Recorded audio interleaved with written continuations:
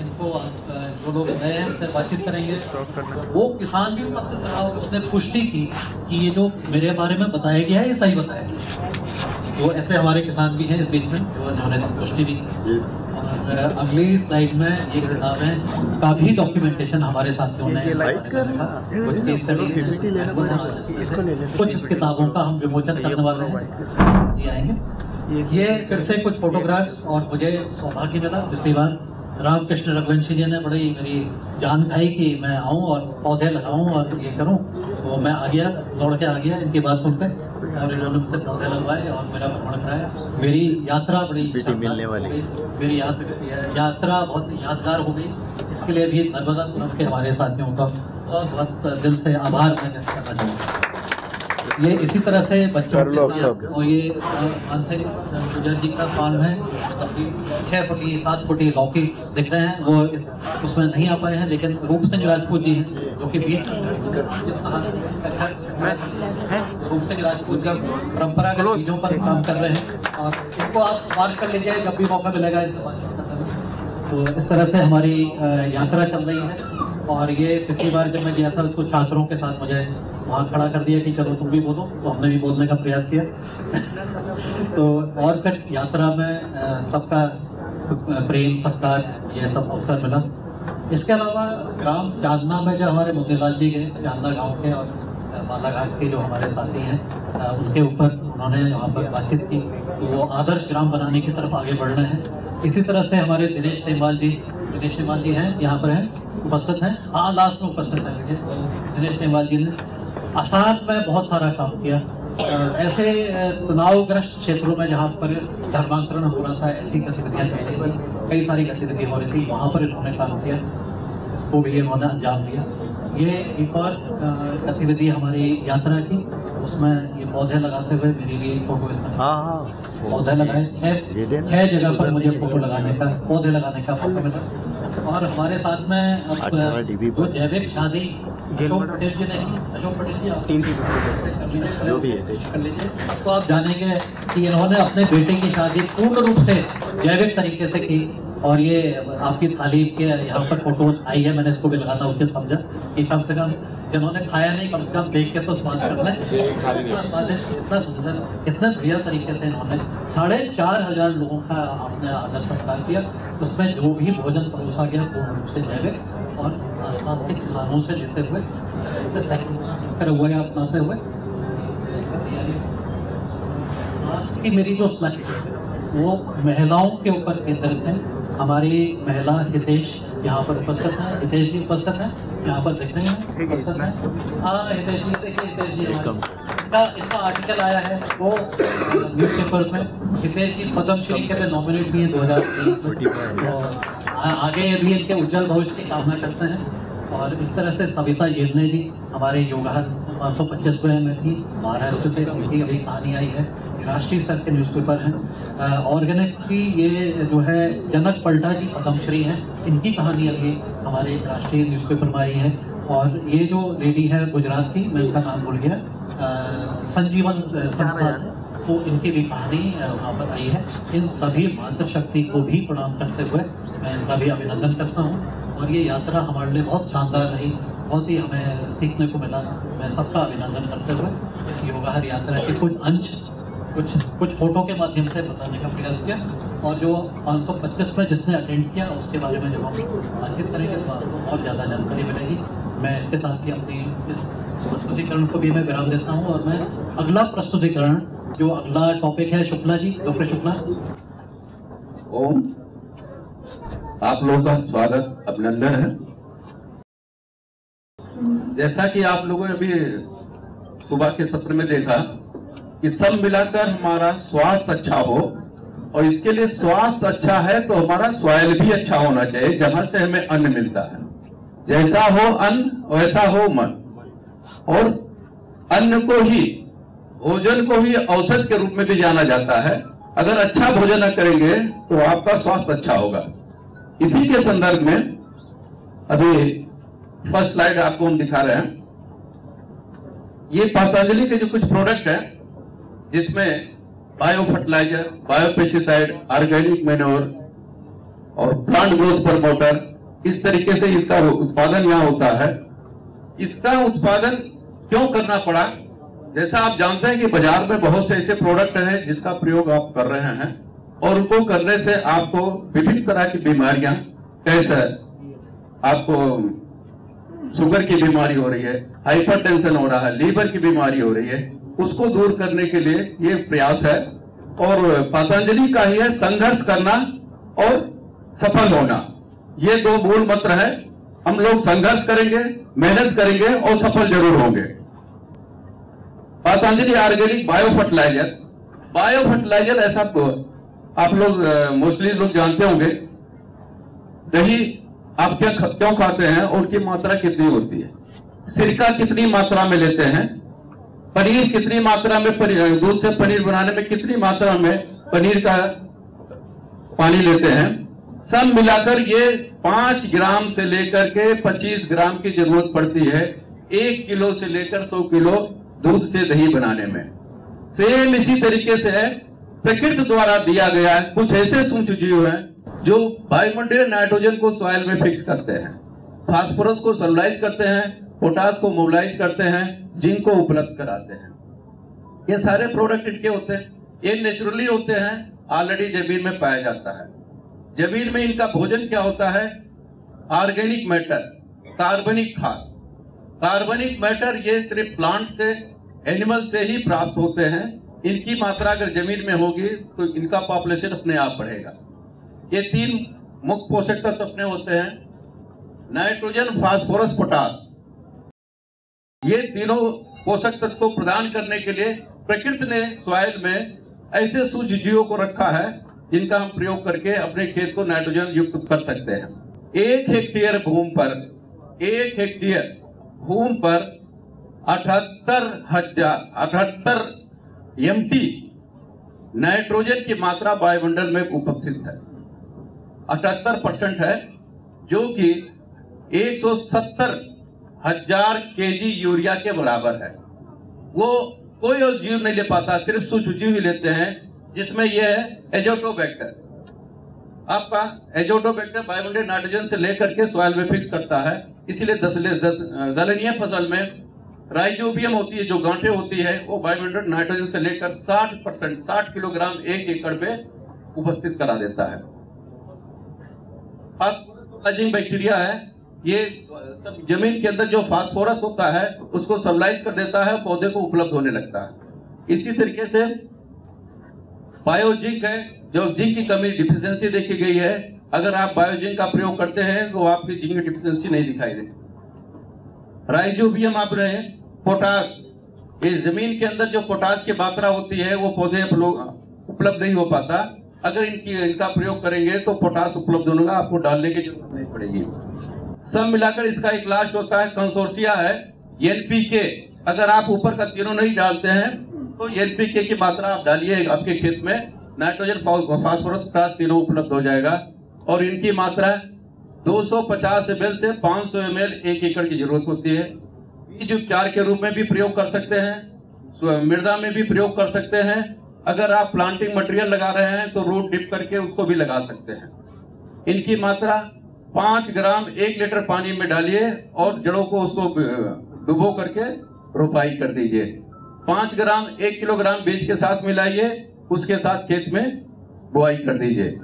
और 1 किलोग्राम या 1 लीटर की मात्रा 1 एकड़ भूमि के लिए अच्छी। ये बायो प्रोडक्ट आपके हैं, बायो पेस्टिसाइड। जीव जीवस्य भोजनम, जीव ही जीव का भोजन है। इसको चरितार्थ करने के लिए कुछ ऐसे सूक्ष्म जीव होते हैं जो एक दूसरे के ऊपर हावी होकर के उनके जीवन को नष्ट कर देते हैं और इस संसार में सूक्ष्म जीवों की संख्या को मेंटेन करते हैं। 1 ग्राम सॉइल में करीब 10 लाख बैक्टीरिया सॉइल में पाए जाते हैं। उनकी मात्रा निर्भर करती है ऑर्गेनिक मैटर की। अगर आपके खेत में ऑर्गेनिक मैटर है तो उनकी मात्रा ज्यादा होगी, अगर ऑर्गेनिक मैटर नहीं है तो उनकी मात्रा कम होगी। पतंजलि सुरक्षा, इसका जैसा नाम ही है, ये प्रकृति द्वारा दिया गया ट्राइकोडर्मा है। जमीन के अंदर जाता है, वहां सर्वाइवल होता है। 3 दिन में बहुत अच्छी ग्रोथ कर लेता है, पौधे को न्यूट्रिएंट प्रदान करता है, वाटर होल्डिंग कैपेसिटी बढ़ा देता है और आपको जर्मिनेशन अच्छा करता है, जमीन से होने वाले रोगों को नष्ट कर देता है। नेमाकिल है, जैसा आप लोग जानते होंगे, सब्जी की फसल होती है या पपीता हुआ, केला हुआ, दलहनीय फसल हुए, उसके जड़ों में एक गांठ होती है, बड़ी बड़ी गांठें हो जाती है। गांठ होने से पौधे की बढ़वार नहीं होती है, पौधा छोटा रह जाता है, पौधा सूखने लगता है।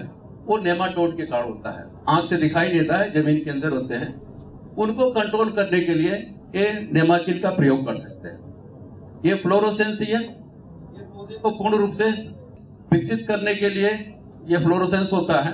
ये जमीन में जब आप देते हैं तो पूरे शरीर में फैल जाता है और आगे जो बहुत काम करता है, बैक्टीरिया रोग जो होते हैं उसको कंट्रोल करने का काम होता है।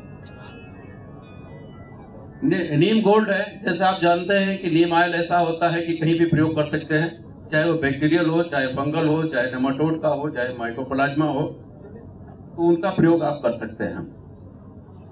ट्राइकोडर्मा है, ये ट्राइकोडर्मा सभी फसलों में जमीन से होने वाले रोगों के कंट्रोल के लिए प्रयोग कर सकते हैं।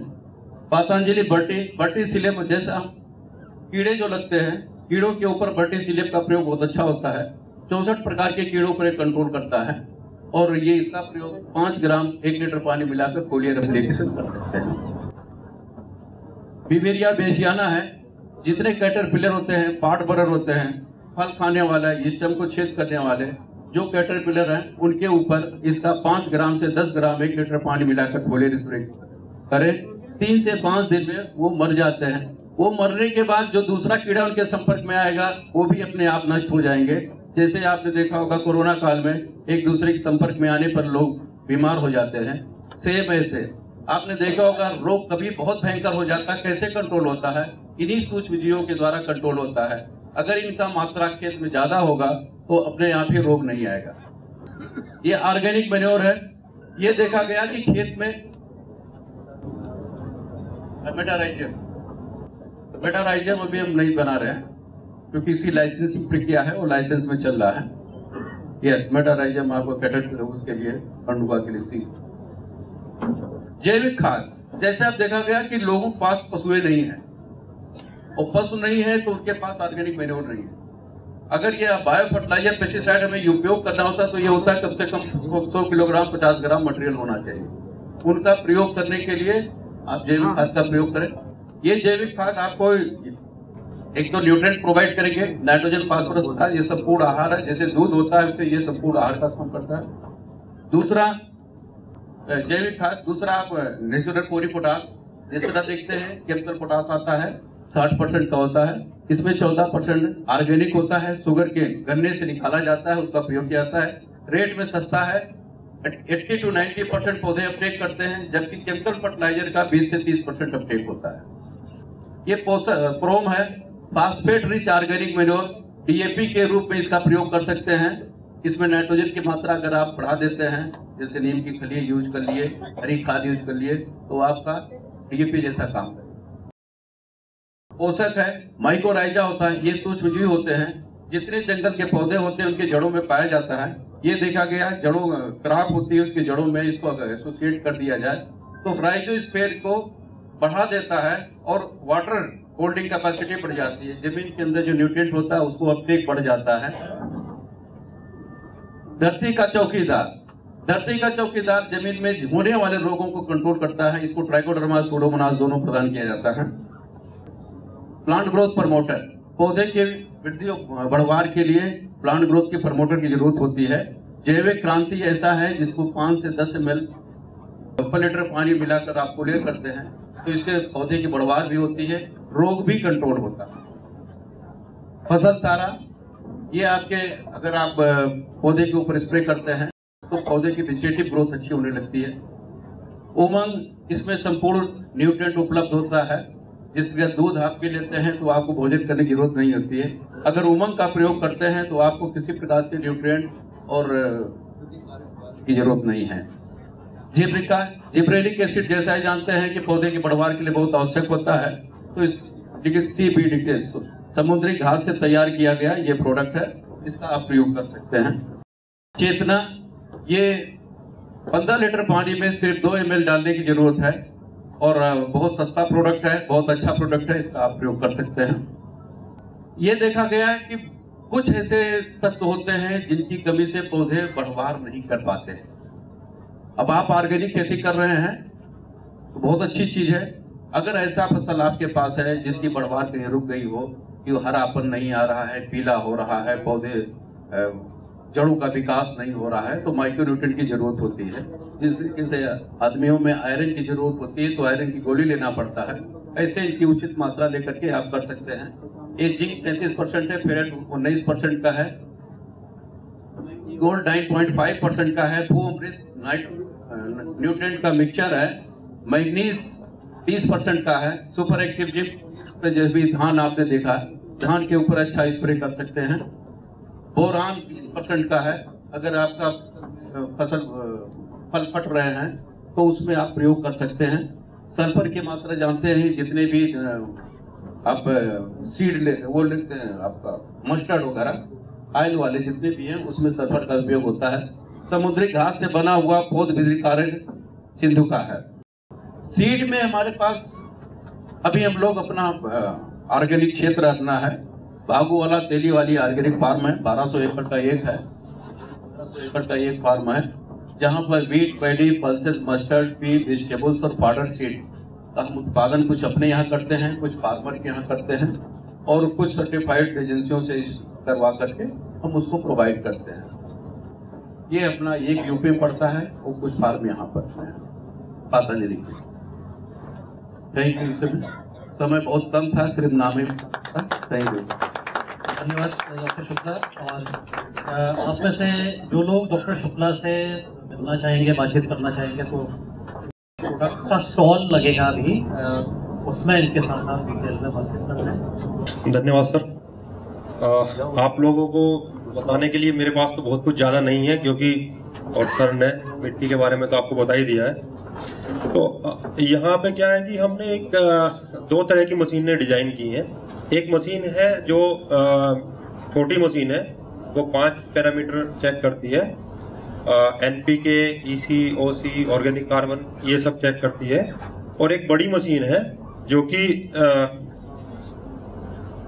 माइक्रोन्यूट्रिएंट भी चेक करती है, मतलब 13 पैरामीटर, जिंक, मैग्नीशियम, आयरन, ये सब चेक करती है।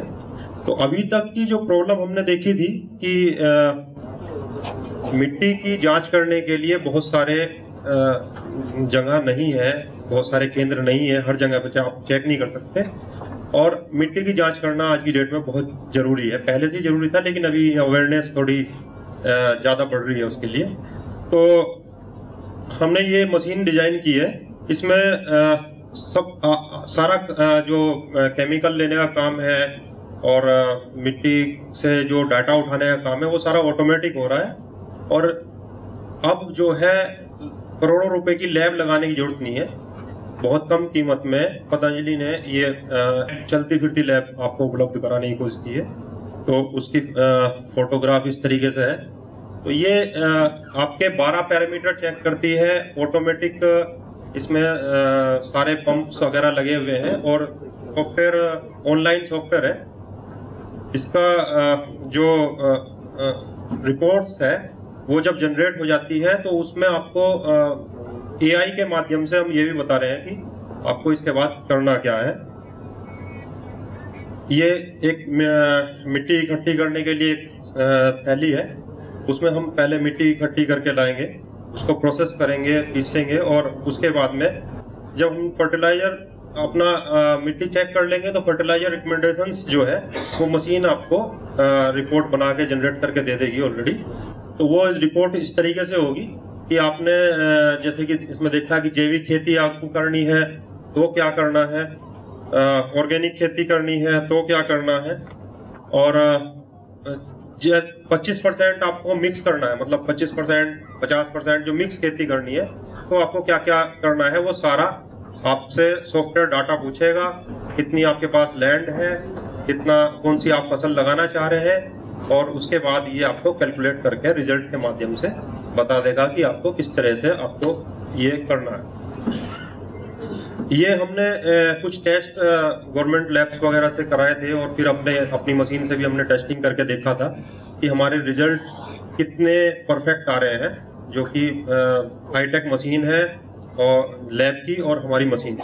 तो ये कुछ डाटा है जो गवर्नमेंट लैब से हमने टेस्ट कराया और अपनी मशीन से टेस्ट कराया। तो आप देख सकते हैं कि ये लगभग सारे मैच कर रहे हैं। ये अभी जो डाटा है ये पीएच का है, तो आप देख रहे होंगे इलेक्ट्रिक कंडक्टिविटी, पीएच, उसका डाटा है, लैब का भी है और मशीन का भी है। और हमारे जो रिजल्ट है वो 99% के आसपास लैब के साथ मैच करते हैं। लैब के साथ में आपको बहुत सारी मशीनरी भी चाहिए होती है, ये एक ही मशीन है और ये पूरा काम कर रही है। जैसे कि अब ये है ऑर्गेनिक कार्बन, नाइट्रोजन, फास्फोरस, ये सारा रिजल्ट है। ये माइक्रोन्यूट्रिएंट्स के लिए है, जिंक, कॉपर, आयरन।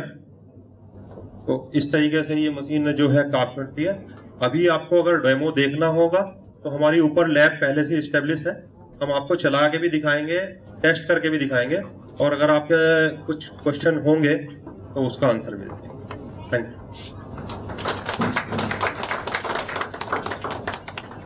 धन्यवाद। और जो भी हमारे साथी इसके बारे में जानना चाहेंगे तो आप डेमो दिखेगा और उसका एक समय निर्धारित किया गया है। अभी यह है कि हर एक चीज़ का ट्रेलर दिखा रहे हैं, फिर आपको जो भी पिक्चर देखनी है वो आप सारी पिक्चर देखना चाहते हैं या कुछ पिक्चर देखना चाहते हैं, आपकी आवश्यकता के अनुसार वो आपने तय करना। नमस्कार, मैं राहुल राव आप सभी कृषक बंधुओं और माता बहनों का ऑर्गेनिक टीम की तरफ से स्वागत करता हूं। तो प्रकृति ऑर्गेनिक जो है वो हम लोग मोस्टली ट्रेडिंग करते हैं। तो प्रकृति ऑर्गेनिक में हम लोग ट्रेडिंग करते हैं। अभी हम लोग शहद खरीदी कर रहे हैं। इसके अंदर शहद के अंदर हम लोगों ने एक टेक्नोलॉजी इंट्रोड्यूस की है, ट्रेसेबिलिटी। इसके अंदर आप जो हमारी शहद की जो उससे आप पता लगा सकते हैं कि ये कौन से फार्म से शहद आया हुआ है, कौन से किसान से आया हुआ है। तो ये हमने इंट्रोड्यूस किया है और हम लोग इसके अंदर खरीदी करते हैं। ये शहद है हमारा। उसके बाद में हम लोग ग्रेन्स, दालें, मसाले, वेजिटेबल्स इसके अंदर भी ट्रेडिंग करते हैं। तो हम लोग मोस्टली जो हमारा प्रोक्योरमेंट होता है वो एमपी और महाराष्ट्र में भी हमने स्टार्ट किया है। इसके अंतर्गत हम लोग गेहूँ, सोयाबीन ले रहे हैं अभी फार्मर से और मंडियों से भी परचेस कर रहे हैं। अभी हमने इंदौर में वेयर हाउस लिया है और वहाँ पे हम कम से कम 1000 टन के आसपास गेहूँ खरीदी कर रहे हैं। इसके अलावा हम शुगर में ट्रेडिंग करते हैं महाराष्ट्र में। तो जो हमारी बिस्किट प्लांट है उसमें हम लोग शुगर सप्लाई करते हैं, ट्रेडिंग कर रहे हैं हम लोग अभी। और प्रोडक्ट्स है हमारे। तो मोस्टली हम लोग जो है वो फार्मर और मंडियों से, किसान से माल लेकर हम लोग मार्केट में ट्रेडिंग करते हैं, या हमारी जो कंपनी है वो कंपनी को हम सप्लाई करते हैं, जिससे आपके पास में फाइनल गुड्स आते हैं। जैसे हमारा शहद आ रहा है, बिस्किट आ रहे हैं और भी बहुत से प्रोडक्ट्स आ रहे हैं। तो मैं इस कंपनी को लीड करता हूँ। इससे संबंधित अगर आपको कोई भी जानकारी चाहिए, कोई भी नॉलेज चाहिए तो प्लीज़ मुझसे कॉन्टेक्ट कीजिएगा। मेरा कॉन्टेक्ट नंबर इसके अंदर दिया हुआ है। धन्यवाद। धन्यवाद राहुल जी। और धन्यवाद आदरणीय पवन जी। उपस्थित ग्रामीण भारत के प्रत्येक क्षेत्र से आए आदरणीय पिता तुल्य बुजुर्गों, माताओं को, भाई बहनों को मेरा सादर प्रणाम। दिव्य प्रकाशन पतंजलि संस्थान की एक ऐसी सेवा है जो हमारे महान ऋषियों के द्वारा बताई गई ज्ञान की पावन परंपरा को आगे बढ़ाने का कार्य करती है साहित्यों के माध्यम से। और इसकी एक अलग इकाई है पतंजलि ज्ञान पथ के नाम से, उसमें स्टेशनरीज आदि का कार्य किया जाता है। तो ये जो साहित्य की सेवा है हमारी, इसमें परम पूज्य महाराज श्री और परम पूज्य आचार्य श्री का जो पावन ध्येय है कि देश के आने वाली जनरेशन को योग के गुण रहस्यों के बारे में जानकारी हो, आयुर्वेद के गुण रहस्यों के बारे में जानकारी हो, और पावन राष्ट्रवाद की भावना सबके अंदर अंकुरित हो पाए, विराट स्वरूप ले पाए। जो योग के गुण रहस्य है, जो आयुर्वेद के गुण रहस्य है, वो हमारी दुर्भाग्य से वर्तमान शिक्षा पद्धतियों में नहीं है। हमारे पास जो स्कूलों में शिक्षा की व्यवस्था है उसमें उन चीज़ों का बोध नहीं कराया जाता और उन पुस्तकों में भी नहीं है। और बात करें तो हमारे घरों में भी ऐसा साहित्य बहुत ही दुर्लभ है जो देखने को मिलता है, बहुत कम है। तो इसमें से हम आपके समक्ष हमने हमारा एक पूरा स्टॉल नीचे लगाया हुआ है जिसमें आप योग के संदर्भ में, आयुर्वेद के संदर्भ में सामान्य जानकारियों से लेके जो योग के गुण विषयों में पीएचडी तक करते हैं, उन साहित्यों को भी, उन पुस्तकों को भी आप हमारे यहाँ पे प्राप्त कर सकते हैं। इसमें जो कैटेगरीज हैं, श्रेणियां हैं पुस्तकों की, उसमें योग की पुस्तकें हैं, आयुर्वेद की पुस्तकें हैं, पाक शास्त्र से संबंधित पुस्तकें हैं। पाक शास्त्र से संबंधित से मतलब है कि अन्न की अलग अलग प्रकृति होती है और आयुर्वेद के अनुसार हमारी भी प्रकृति होती है, वात पित्त कफ की। और जो रोगों का जो सबसे प्रमुख कारण होता है वो वात पित्त कफ की प्रकृति में असंतुलन के कारण होता है। और जो ये असंतुलन होता है इसमें हम भूलवश, अबोध के कारण ऐसा आहार ले लेते हैं जिससे कि हमारा रोग विभिन्न एलोपैथिक औषधियों को भी लेने से और आयुर्वेद की औषधियों को लेने के पश्चात भी हमें ऐसा अनुभव होता है कि हमारा रोग ठीक ही नहीं हो रहा। फॉर एग्जाम्पल, हमें इन केस अर्थराइटिस की प्रॉब्लम है, जोड़ों के दर्द की प्रॉब्लम है, वात की प्रॉब्लम है या डाइजेशन से रिलेटेड प्रॉब्लम्स है, तो हमें कई बार ये देखने को मिलता है कि हम दाल का सेवन कर रहे हैं, हम दूध का सेवन कर रहे हैं, हम ऐसे आहार का सेवन कर रहे हैं जो उसकी वृद्धि कर रहा है। हम उस आहार का सेवन क्यों कर रहे हैं? क्योंकि हमें ये बोध नहीं है कि उस अन्न की प्रकृति क्या है। उसके आहार को लेने से हमारा वात में वृद्धि हो जाएगी, पित्त में वृद्धि हो जाएगी।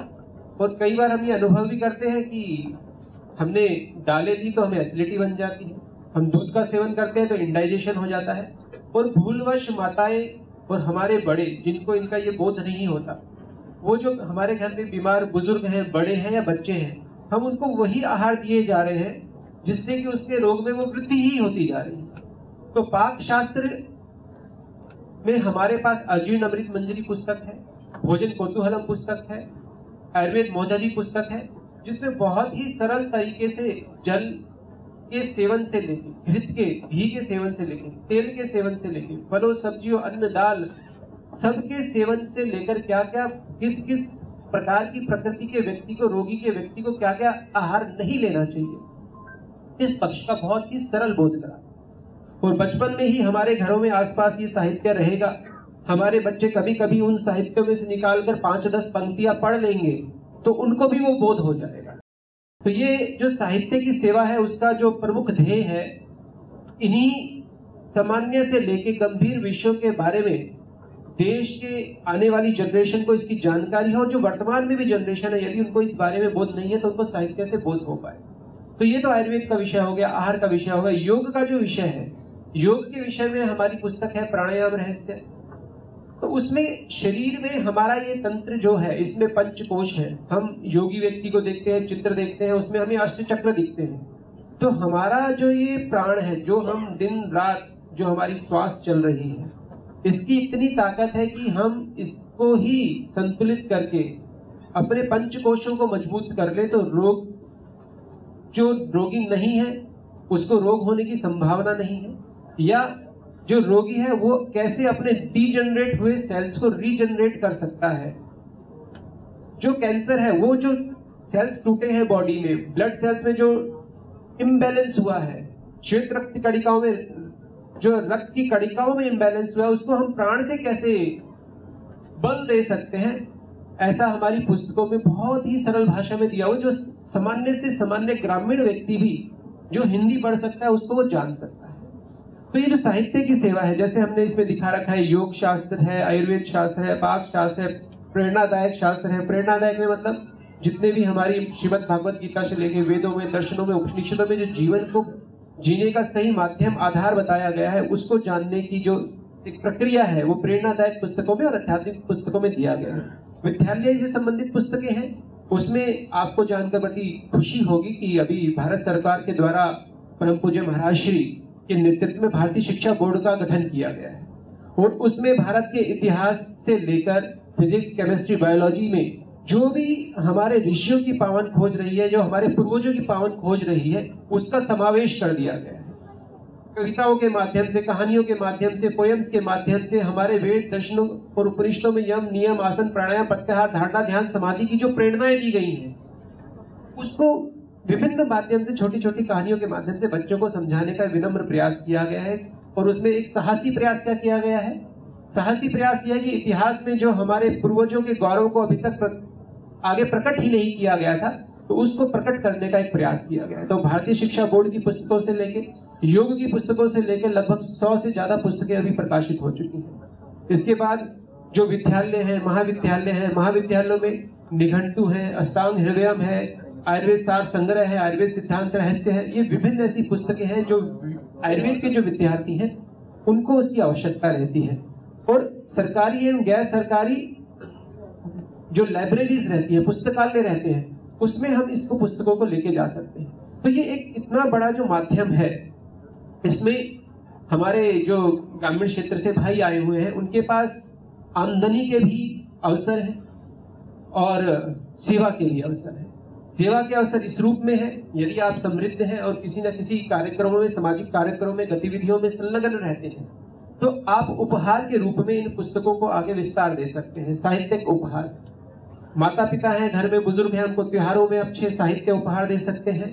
किसी की विवाह की वर्षगांठ है, नव विवाह का कोई कार्यक्रम है, वहां पे उपहार के रूप में पुस्तकों का, साहित्यों का उपहार दे सकते हैं। गृह प्रवेश के समय अच्छा साहित्य उपहार के रूप में भेंट कर सकते हैं। बच्चों के जन्मदिन आदि जो अवसर रहते हैं उस पे उपहारों को भेंट कर सकते हैं। तो ये जो उपहारों की स्वस्थ परंपरा है देने की, उसमें साहित्य से अच्छा कोई उपहार नहीं हो सकता। हम कोई मिठाई देते हैं तो ठीक है, व्यक्ति को मिठाई दी गई, उसने खाया, सेवन किया और ठीक है, उसका उपयोग हो गया। कोई वस्त्र आदि दिए, सीनरी आदि दी, कोई कोई सजावट का आपने उपहार दिया, ठीक है, वो भी आ जाएगा। लेकिन अगर आप साहित्य देते हैं तो साहित्य के माध्यम से उनको जो प्रेरणा मिलती है, जो ज्ञान मिलता है, वो उनके जीवन को व्यवस्थित करने में, सुखमय बनाने में, ज्ञान रूप से अपने जीवन को जीने के लिए सबसे अच्छा माध्यम उनको उपलब्ध करा सकता है। तो हमारे यहाँ पर ऐसे कई कार्यकर्ता हैं, हमारे दिव्य प्रकाशन में ऐसे कई होलसेलर हैं, हमारे दिव्य प्रकाशन में ऐसे कई रिटेलर हैं, और हमारे खुद का जो पतंजलि का मेगा स्टोर है वो मासिक रूप से 30 लाख से लेके 10-12 लाख से लेके 1 लाख से लेके 50,000 तक की एक सामान्य जो ग्रामीण क्षेत्र का व्यक्ति है वो उसको बिक्री कर पाता है, उससे आमदनी का अर्जन कर पाता है। आमदनी का अर्जन से अभिप्राय है कि वो 5-10 हजार रुपए से लेकर वार्षिक रूप में 1.5-2 लाख तक की आमदनी कर लेता है केवल साहित्य और स्टेशनरीज के माध्यम से। बस उसके लिए पुरुषार्थ की आवश्यकता है, व्यक्ति के पास जाने की आवश्यकता है, संपर्क करने की आवश्यकता है। फॉर एग्जाम्पल, आप गांव में संपर्क करते हैं, प्राइवेट लाइब्रेरीज में संपर्क करते हैं, आप किसी भी विश्वविद्यालय में संपर्क करते हैं, स्कूल में संपर्क करते हैं, तो आप एक विद्यालय में कम से कम 30-35 हजार की पुस्तकों से लेकर एक कॉलेज में 1.5-2 लाख तक की पुस्तकों को आप उनकी लाइब्रेरी में पहुंचा सकते हैं, जिसमें आप 20% मार्जिन से लेकर 30 से 50% तक मार्जिन का आपको लाभ हो सकता है। तो ये जो एक प्रक्रिया है, इसमें जो साहित्य से हटके जो अलग चीज है वो आती है स्टेशनरीज की प्रक्रिया। स्टेशनरीज में क्या है? हमारे नोटबुक्स हैं, हमारे रजिस्टर्स हैं। ये प्रत्येक विद्यार्थी की आवश्यकता है। सबको नोटबुक चाहिए, इंग्लिश की चाहिए, हिंदी की चाहिए, मैथ की चाहिए। कॉलेज का विद्यार्थी है तो उसको रजिस्टर चाहिए। ये पूरी हमारे पास श्रृंखला उपलब्ध है, एक ऐसी चेन है जो हम आज भी वर्तमान में कार्य कर रहे हैं। और ये कार्य जो हम कर रहे हैं अपना इन हाउस कर रहे हैं, हमारा इन हाउस प्लांट है स्टेशनरी का। आप जैसी कॉपियां बोलेंगे हम वैसा उसका उत्पादन कर सकते हैं। फॉर एग्जाम्पल, कोई स्कूल वाला ये कहता है कि मेरे को आप मेरे ही स्कूल की पुस्तकें, मेरे ही कवर पेज पे मेरा लोगो रहना चाहिए, मेरे स्कूल का नाम रहना चाहिए, तो ऐसी आप नोटबुक उपलब्ध कराइए, तो हम वो उपलब्ध करा सकते हैं, बशर्ते उसकी जो क्वांटिटी होनी चाहिए वो 8 से 10 हजार नोटबुक्स होनी चाहिए। 8 से 10 हजार नोटबुक्स का मतलब है कि उसके विद्यालय में 400 से 500 विद्यार्थी है। 400 से 500 विद्यार्थी, 10 हजार पुस्तकें, मत से मतलब है कि 3.5 से 5 लाख का ऑर्डर है। 3.5 से 5 लाख का ऑर्डर है, मतलब आपके पास 50-60 हजार से लेके 1 लाख रुपए तक की आमदनी का अवसर है। तो ये एक ग्रामीण भारत में जो हमारे कार्यकर्ता हैं, जो भाई हैं, या जो व्यक्ति इसके लिए पुरुषार्थ करना चाहते हैं, वो इस तरीके से अपनी आमदनी का माध्यम पतंजलि की इस साहित्य और स्टेशनरी की सेवा के माध्यम से अर्जित कर सकते हैं। तो इसमें हमने नोटबुक में ऐसा नहीं है कि कोई कार्टून्स बनाए हुए हैं, कोई हिटमैन बनाया हुआ है या जो भी कार्टून सुपरमैन बनाया हुआ है, ऐसे नहीं है। हमने उसमें प्रेरणादायक वाक्य दिए हुए हैं और उसमें परम पूज्य स्वामी जी और परम पूज्य आचार्य श्री का एक प्रेरक मार्गदर्शन दिया हुआ है। उस मार्गदर्शन में उनको जीवन में वो बताते हैं कि आपको कैसे, जैसे उन्होंने शून्य से शिखर तक की यात्रा की है, भारतीय अध्यात्म संस्कृति मूल्यों को, सिद्धांतों को अपने जीवन में धारण करके, तो वो भी उस अपने जीवन में उन मूल्यों को, आदर्शों को धारण करके एक विशाल लक्ष्य रख के अपने जीवन को प्राप्त कर सकते हैं। ऐसा विशेष मार्गदर्शन हमारी नोटबुक में बच्चों को दिया गया है। बच्चे QR कोड से, मोबाइल फोन से, स्मार्टफोन से स्कैन करके हमारे QR कोड को स्वामी जी और आचार्य श्री का प्रेरक मार्गदर्शन सुन सकते हैं। और क्या दिया गया है उसमें, हमने राष्ट्रहित सर्वोपरि का एक संदेश देकर नीचे एक वाक्य दिया गया है कि धर्म से ऊपर उठकर, जाति से ऊपर उठकर आप राष्ट्रहित को सर्वोपरि माने। और उसमें हमने भारत के नक्शे में भारत के सभी महापुरुषों के, सभी धर्म के, सभी जातियों के, सभी राज्यों के महापुरुषों के चित्र देकर उनको एक ये संदेश देना चाहे कि वो बच्चे जाने तो सही बचपन से कि ये महापुरुष थे कौन, उनका जीवन कैसा था, क्यों उनका चित्र हमारी नोटबुक पे आया हुआ है। और योग से वो जुड़े, उसके लिए बारकोड दिए हुए हैं स्वामी जी के। उस बारकोड को स्कैन करके वो सीधा स्वामी जी से योग भी सीख सकते हैं। तो स्मार्टफोन आज बच्चे यूज करें तो स्मार्ट चीजों को अपने जीवन में धारण करने के लिए करें, ऐसा एक प्रयास हमारी नोटबुक्स के माध्यम से किया गया है। दूसरा, इसमें हमने गोल ट्रैकर दिया है।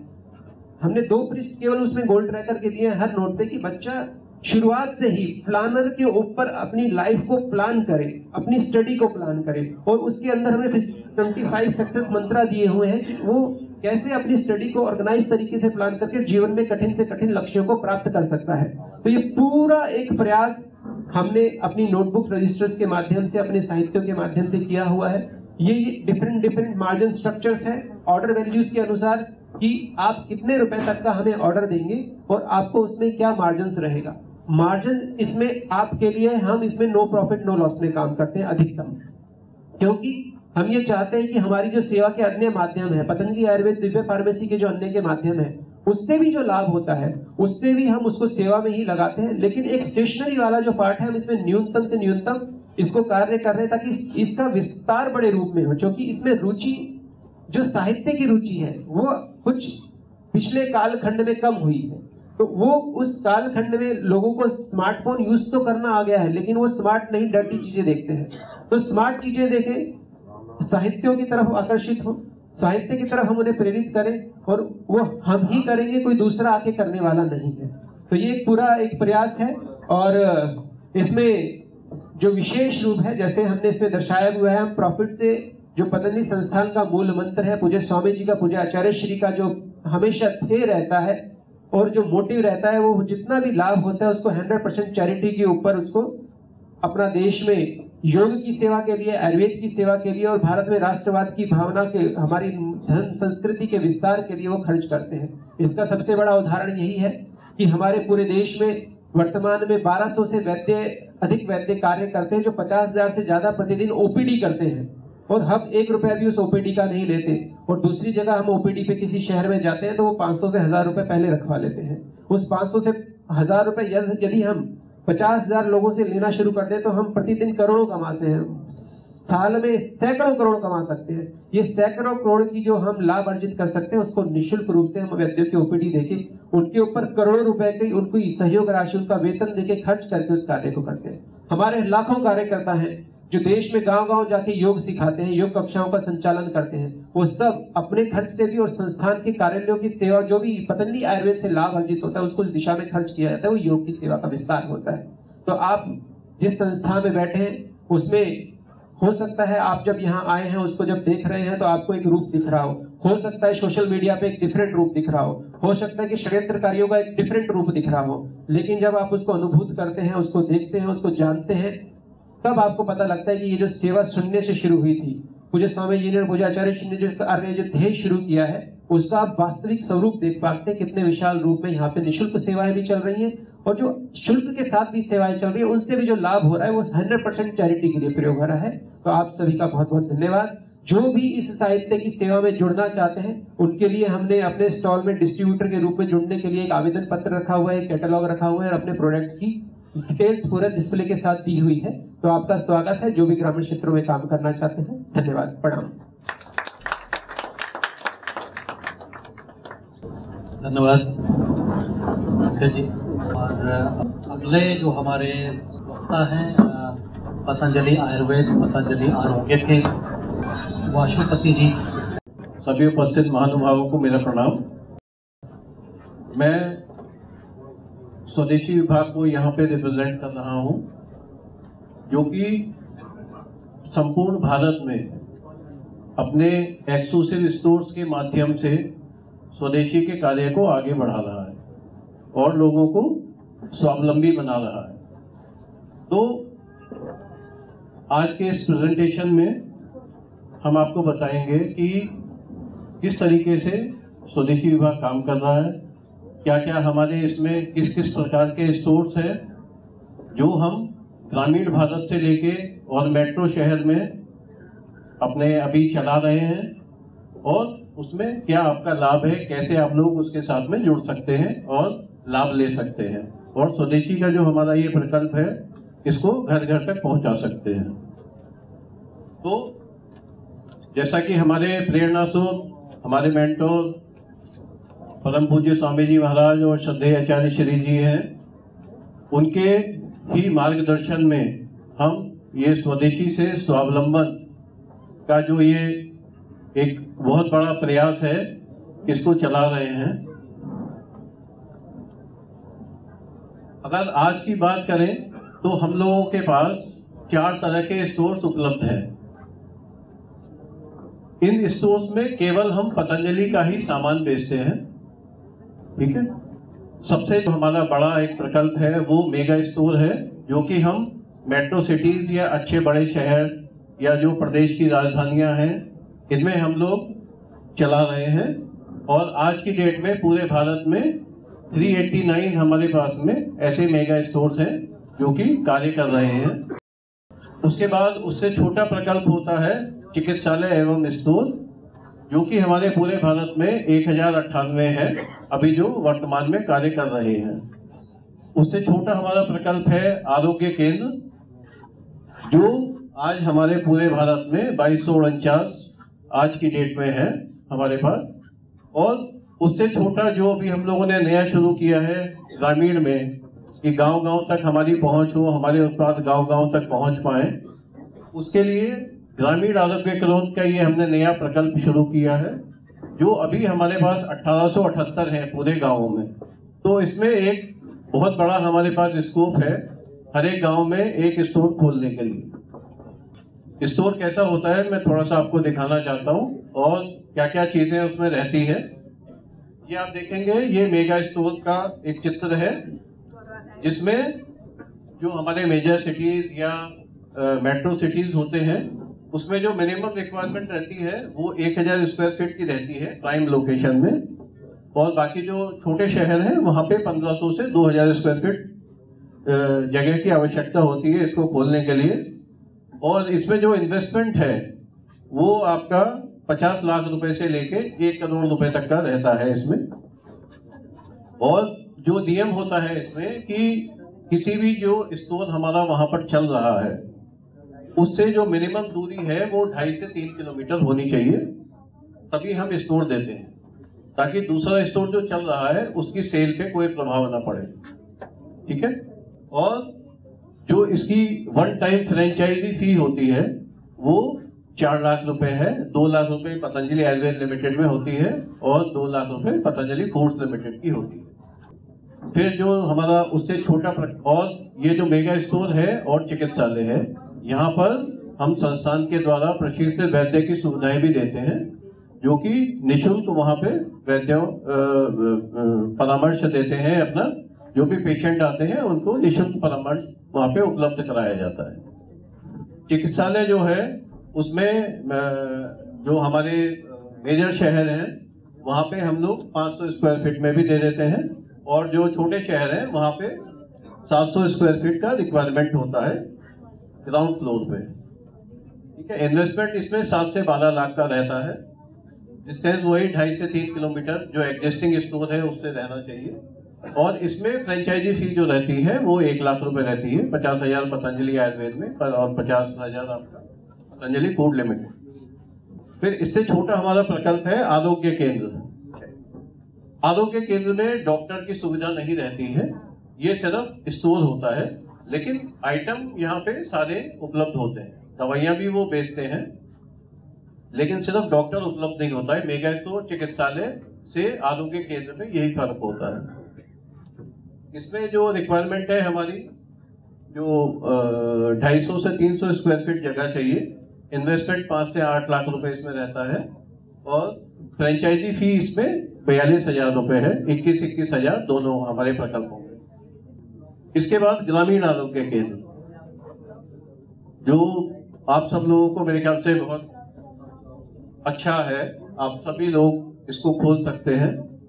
इसमें 200 स्क्वायर फीट की जगह चाहिए होती है, इन्वेस्टमेंट इसमें 2.5 से 3 लाख है मात्र आपका। और जो तहसील और उससे नीचे लेवल में, तहसील लेवल में हम लोग नहीं देते हैं, तहसील लेवल में कोई ऐसी लोकेशन है कि जहाँ पे मान लीजिए स्टोर है ही नहीं, वहाँ पे हम लोग फिर भी कंसीडर कर लेते हैं। बाकी ये गांव में ही खुलता है, क्योंकि इसमें ग्राम प्रधान का एक सर्टिफिकेट लगता है कि हाँ ये गांव में है। और फ्रेंचाइजी फी इसमें केवल 18,000 रुपए है, 9,000 दोनों अपने प्रकल्पों में। अब ये आता है कि अगर हम इन्वेस्टमेंट कर रहे हैं तो हमें लाभ क्या मिलेगा। तो अगर आप देखेंगे कि मेगा स्टोर में जहाँ पे हमारा इन्वेस्टमेंट 50 लाख से 1 करोड़ है, वहाँ पे एवरेज बिजनेस जो आता है, ये मतलब डिपेंड करता है लोकेशन के ऊपर, लेकिन मैं एक एवरेज आपको बता रहा हूँ। जो हमारा एवरेज बिजनेस है वो 25 लाख रुपए महीने का होता है, ठीक है। और उसमें अगर आप देखेंगे तो 5.5% का आपका रिटर्न ऑन इन्वेस्टमेंट आपको मिलता है। मतलब महीने का आप लगभग 2.5 लाख रुपए इसमें इनकम कर सकते हैं। फिर जो चिकित्सालय है, वहां पे हमारा एवरेज बिजनेस जो अभी करंट बिजनेस है वो लगभग 9 लाख रुपए प्रति माह का है, और उसमें आपका रिटर्न ऑन इन्वेस्टमेंट 7.5% का है। वहां पे आप तकरीबन 75,000 रुपए प्रति माह की बचत कर सकते हैं। आरोग्य केंद्र में आपका 5 लाख रुपए अभी हमारा एवरेज है सेल, और तकरीबन 6.25% का उसमें आपको ROI आता है महीने का, और तकरीबन 40,000 रुपए माह की आप इनकम कर सकते हैं उससे। और ग्रामीण आरोग्य केंद्र में हमारा अभी 1 लाख रुपए प्रति माह का सेल आ रहा है, और लगभग 3% के ROI के साथ में 8,000 रुपए प्रति माह का आप लोग उसमें बचा सकते हैं। अब देखिए, सबसे बड़ी बात इसमें क्या होती है एक्सक्लूसिव स्टोर के लिए, कि यहाँ पे पतंजलि के सभी उत्पाद आपको एक ही स्टोर के अंदर मिल जाते हैं। आप नॉर्मल अगर किसी दुकान में पतंजलि के सामान लेने जाएंगे तो वहां पे आपको 10 आइटम, 15 आइटम, 20 आइटम मिलेंगे, ठीक है। लेकिन अगर आप स्टोर के ऊपर कोई सामान खरीदने जाते हैं तो वहां पर आपको कम से कम, ग्रामीण में भी अगर आप जाएंगे तो वहां पे 400 से 500 उत्पाद पतंजलि के आपको मिलेंगे ग्रामीण आरोग्य केंद्र में। और जो मेगा स्टोर है वहां पे आपको जो हमारे 1500-1600 SKUs हैं वो सारे उपलब्ध होंगे, ठीक है। तो हम लोग जूस एंड नेचुरल बेवरेजेस है, राइस पल्सेस स्पाइसेस है, फ्लोर एंड शुगर है, फिजिकली रिफाइंड ऑयल और घी है, बिस्किट एंड कन्फेक्शनरी है, नेचुरल होम केयर है, नेचुरल पर्सनल केयर है, आस्था पूजा सामग्री है, दिव्य फार्मेसी है, न्यूट्रासिटिकल है, हमारे ड्राई फ्रूट्स हैं, और दिव्य प्रकाशन जो अभी इससे पहले आदरणीय पंकज जी ने आपको बताया। तो ये सारे उत्पाद पतंजलि के एक ही छत के नीचे कस्टमर के लिए उपलब्ध होते हैं। जैसे कुछ रेंज आपने देखा भी होगा, मैं दिखाना चाहूंगा। जूस एंड नेचुरल बेवरेजेस में क्या क्या आइटम है, राइस पल्सेस एंड स्पाइसेस है। मतलब आदमी को अपने दैनिक दिनचर्या के लिए जो भी सामान चाहिए वो सारा पतंजलि के पास उपलब्ध है। फ्लोर एंड शुगर है, फिजिकली रिफाइंड ऑयल है। मार्केट में जो आपको मिलते हैं वो सारे केमिकली रिफाइंड ऑयल होते हैं। एक पतंजलि है जो फिजिकली रिफाइंड ऑयल बनाता है केवल भारत में।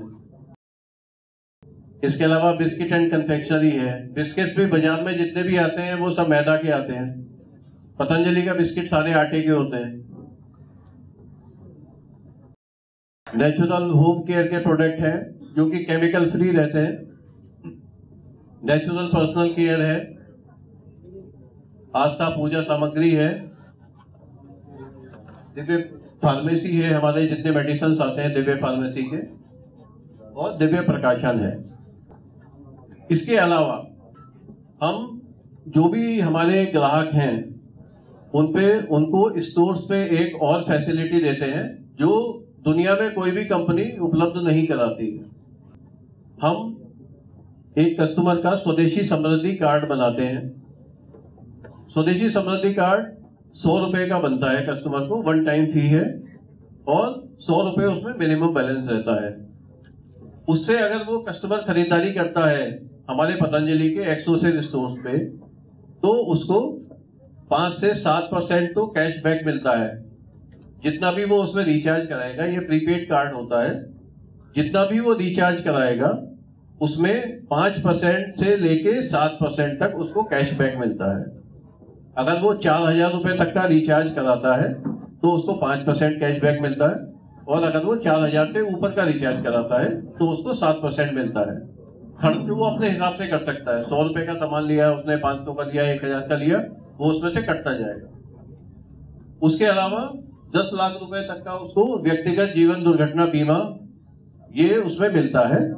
अगर 6 महीने तक वो 180 दिन तक लगातार 6,000 रुपए की परचेज करता है कार्ड के माध्यम से, तो ये उसका एक्टिवेट हो जाता है 10 लाख रुपए का एक्सीडेंटल इंश्योरेंस। 2.5 लाख रुपए परमानेंट डिसेबिलिटी होने की स्थिति में, अगर एक्सीडेंट में परमानेंट डिसेबिलिटी होती है तो उसको 2.5 लाख रुपए की सहयोग राशि मिलती है। तो ये एक एडिशनल बेनिफिट है स्टोर पे कस्टमर को, जिससे कि कस्टमर आपके स्टोर पे ज्यादा आए, जो कि हमारा एक्सक्लूसिव स्टोर है वहां पे जाए, उसके लिए ये बेनिफिट है। ठीक है। और जो फॉर्म्स वगैरह है इसके कैसे आप अप्लाई कर सकते हैं या फर्दर और अगर डिस्कशन करना है तो हम लोग उपलब्ध है कैनोपी पे, तो वहां पे आप लोग कर सकते हैं, और जो अप्लाई करना चाहें वो लोग अप्लाई कर सकते हैं। धन्यवाद। ओम।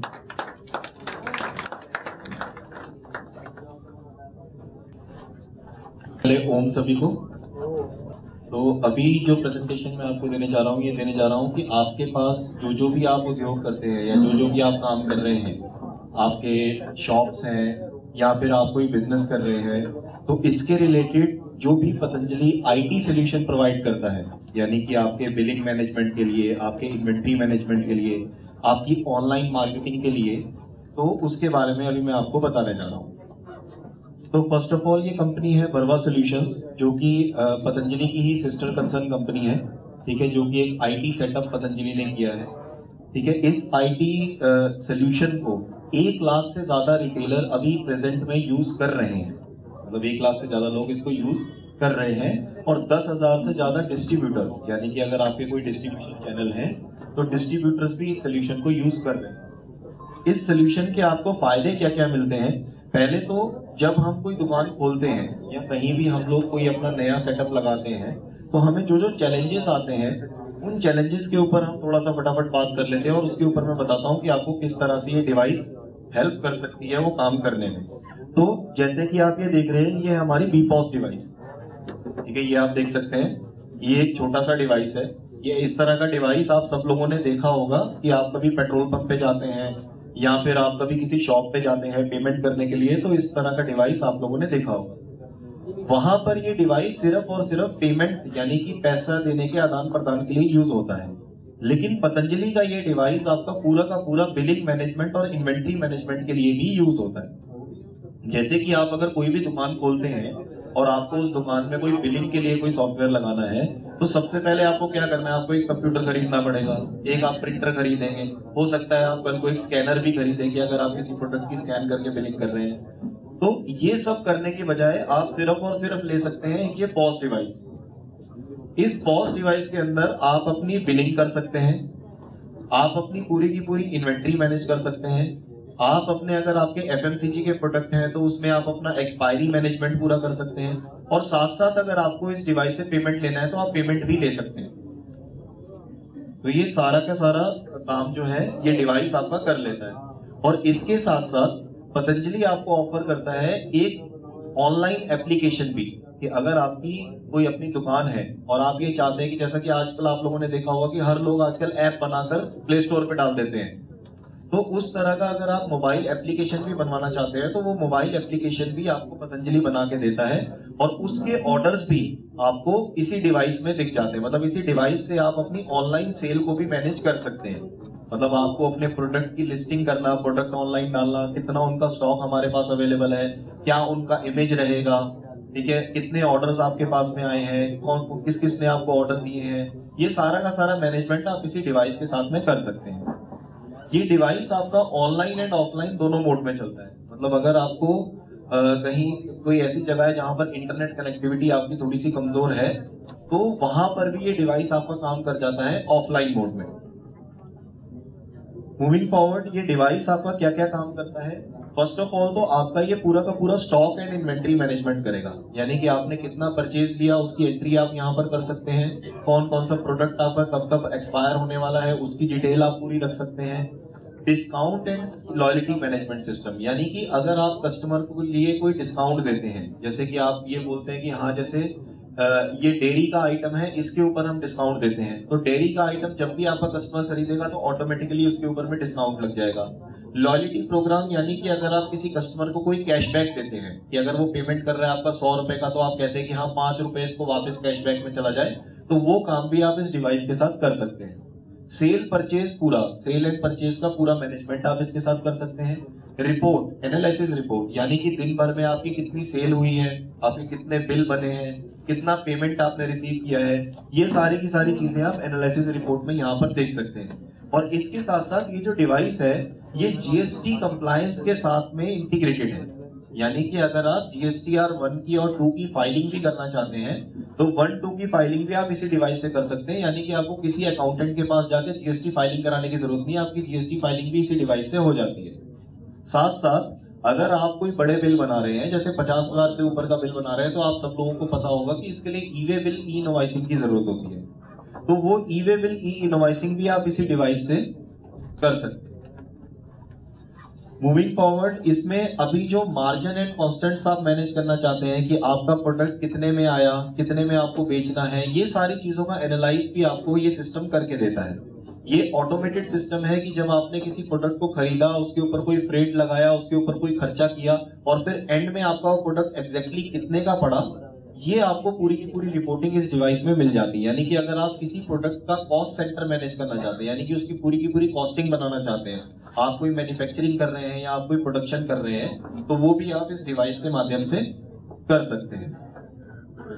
इसके साथ साथ ये पूरा का पूरा सोल्यूशन जो है ये एक इंटीग्रेटेड सोल्यूशन है, जिसमें आपको ऑनलाइन सेल्स, ऑफलाइन सेल्स, इसके साथ आपका जो आपका स्टोर पर आप सेल करना चाहते हैं, कोई मूविंग वैन या मूविंग कार्ट है उस पर आप सेल करना चाहते हैं, या फिर आप अपनी वेबसाइट पे कुछ सेल करना चाहते हैं, सारे के सारे ऑर्डर्स आप इसी बीपॉस डिवाइस से मैनेज कर सकते हैं। यानी कि अभी आपने कोई अगर वेबसाइट बनवाया हुआ है, नहीं बनवाया हुआ है तो आप बना सकते हैं, उस तरह की चीजें भी आप इस डिवाइस के साथ मैनेज कर सकते हैं।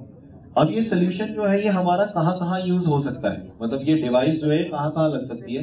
सबसे पहले तो ये एफएमसीजी स्टोर्स पे लग सकती है, यानी कि जो आपके राशन की दुकानें हो गई या डेली नीड्स की जो सामान बेचती हैं वो दुकानें हो गई, वहां पर ये लग सकता है। स्पेशलाइज्ड आइटम यानी कि जो प्रोडक्ट आप मैन्युफैक्चरिंग कर रहे हैं या फिर आप कोई इलेक्ट्रॉनिक आइटम बेच रहे हैं जिनका एक यूनिक सीरियल नंबर होता है, जैसे कोई मोबाइल फोन बेच रहा है, टीवी बेच रहा है, वहां पर भी हम इस डिवाइस को लगा सकते हैं। रेस्टोरेंट एंड कैंटीन में हम इसको यूज कर सकते हैं। फैशन एंड लाइफस्टाइल, यानी कि गारमेंट स्टोर है, अगर आपका कपड़े का कोई स्टोर है तो वहां भी इस डिवाइस को हम यूज कर सकते हैं। फार्मा एंड हेल्थ केयर, यानी कि कोई मेडिसिन का स्टोर है, चाहे वो आयुर्वेदिक का स्टोर हो या फिर एलोपैथी का स्टोर हो, वहां पर हम इस डिवाइस को यूज कर सकते हैं। टूरिज्म सेक्टर, यानी कि होटल मैनेजमेंट, अगर आप कोई होटल है आपका या फिर आप कोई रूम वगैरह रेंट पर दे रहे हैं तो वहां पर भी आप इस डिवाइस को यूज कर सकते हैं। ट्रेसेबिलिटी एंड ब्रांडिंग, यानी कि आप अगर किसी प्रोडक्ट की ट्रेसेबिलिटी करते हैं या फिर अगर आप ब्रांड स्टोर है आपका, तो ब्रांड स्टोर में भी इसको आप यूज कर सकते हैं। और एफएमसीडी स्टोर्स, एफएमसीडी यानी कि बड़े गुड्स जो आपके रहते हैं, जो आपके कम चलन में रहते हैं, जिनको आप मैन्युफैक्चरिंग करते हैं, वहां पर भी आप इस डिवाइस को लगा सकते हैं। इसके साथ साथ बीपॉस डिवाइस के साथ साथ पतंजलि के पास और कौन कौन से प्रोडक्ट हैं, मैं उनके बारे में एक बार आपको जानकारी देता हूँ। हमारे पास में कंप्लीट ईआरपी सिस्टम है। कंप्लीट ईआरपी सिस्टम यानी जो मैन्युफैक्चरिंग में यूज होता है, कि आपके मशीन मैनेजमेंट से लेकर आपका प्रोडक्ट मैनेजमेंट तक पूरा। इसके साथ हमारा वेयर हाउस मैनेजमेंट है। वेयर हाउस मैनेजमेंट यानी WMS, ठीक है, जहां पर आप कोई प्रोडक्ट को स्टोर करते हैं और बाद में उसको इश्यू एंड रिसीव करते हैं।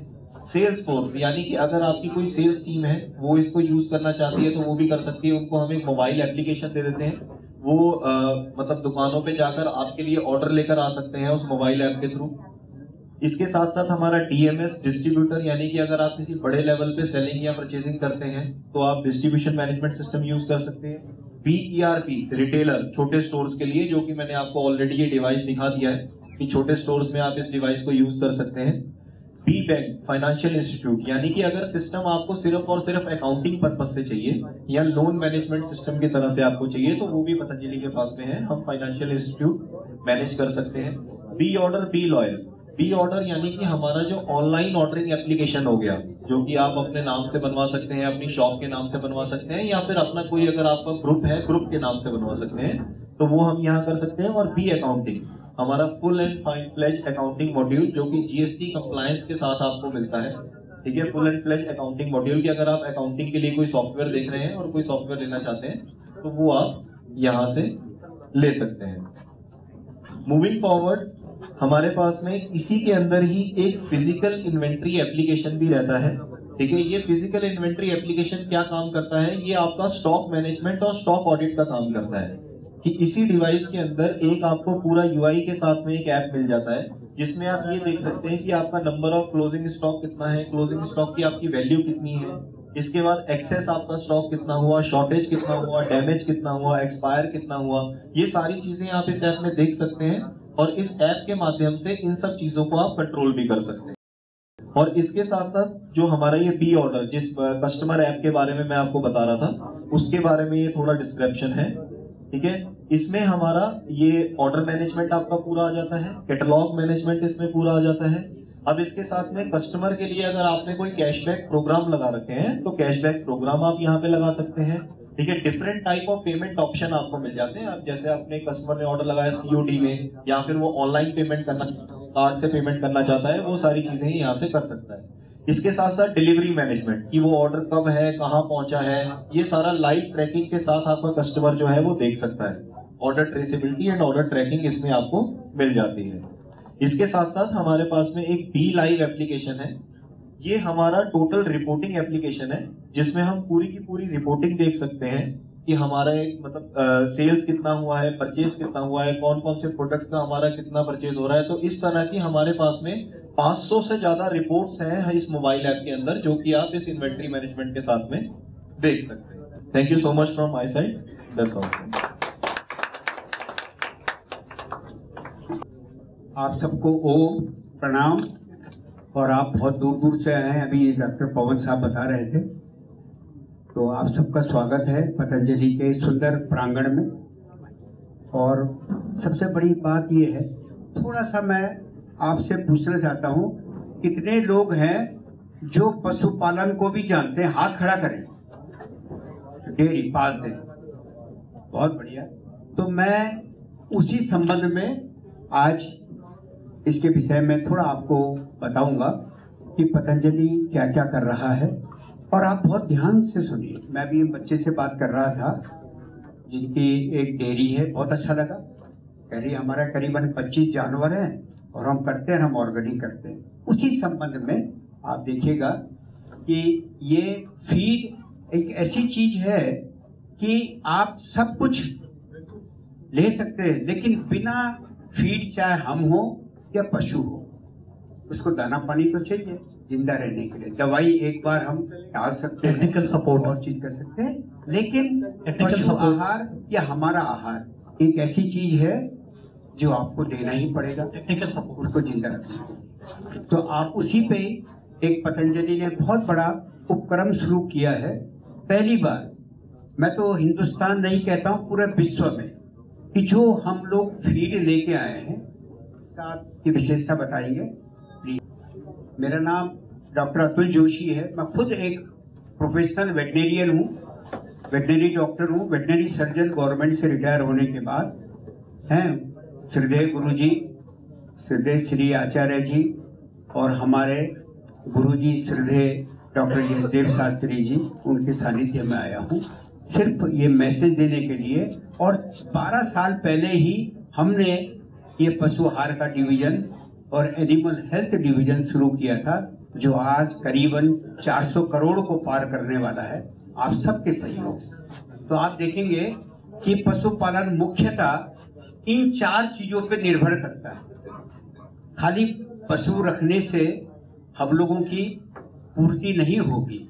इन चीजों पे अगर हम ध्यान देंगे कि नस्ल कौन सी है, नस्ल के अलावा प्रबंधन हमारा क्या है, प्रबंधन के अलावा हम क्या दाना फीड दे रहे हैं, आहार दे रहे हैं, और उसका स्वास्थ्य कैसा है।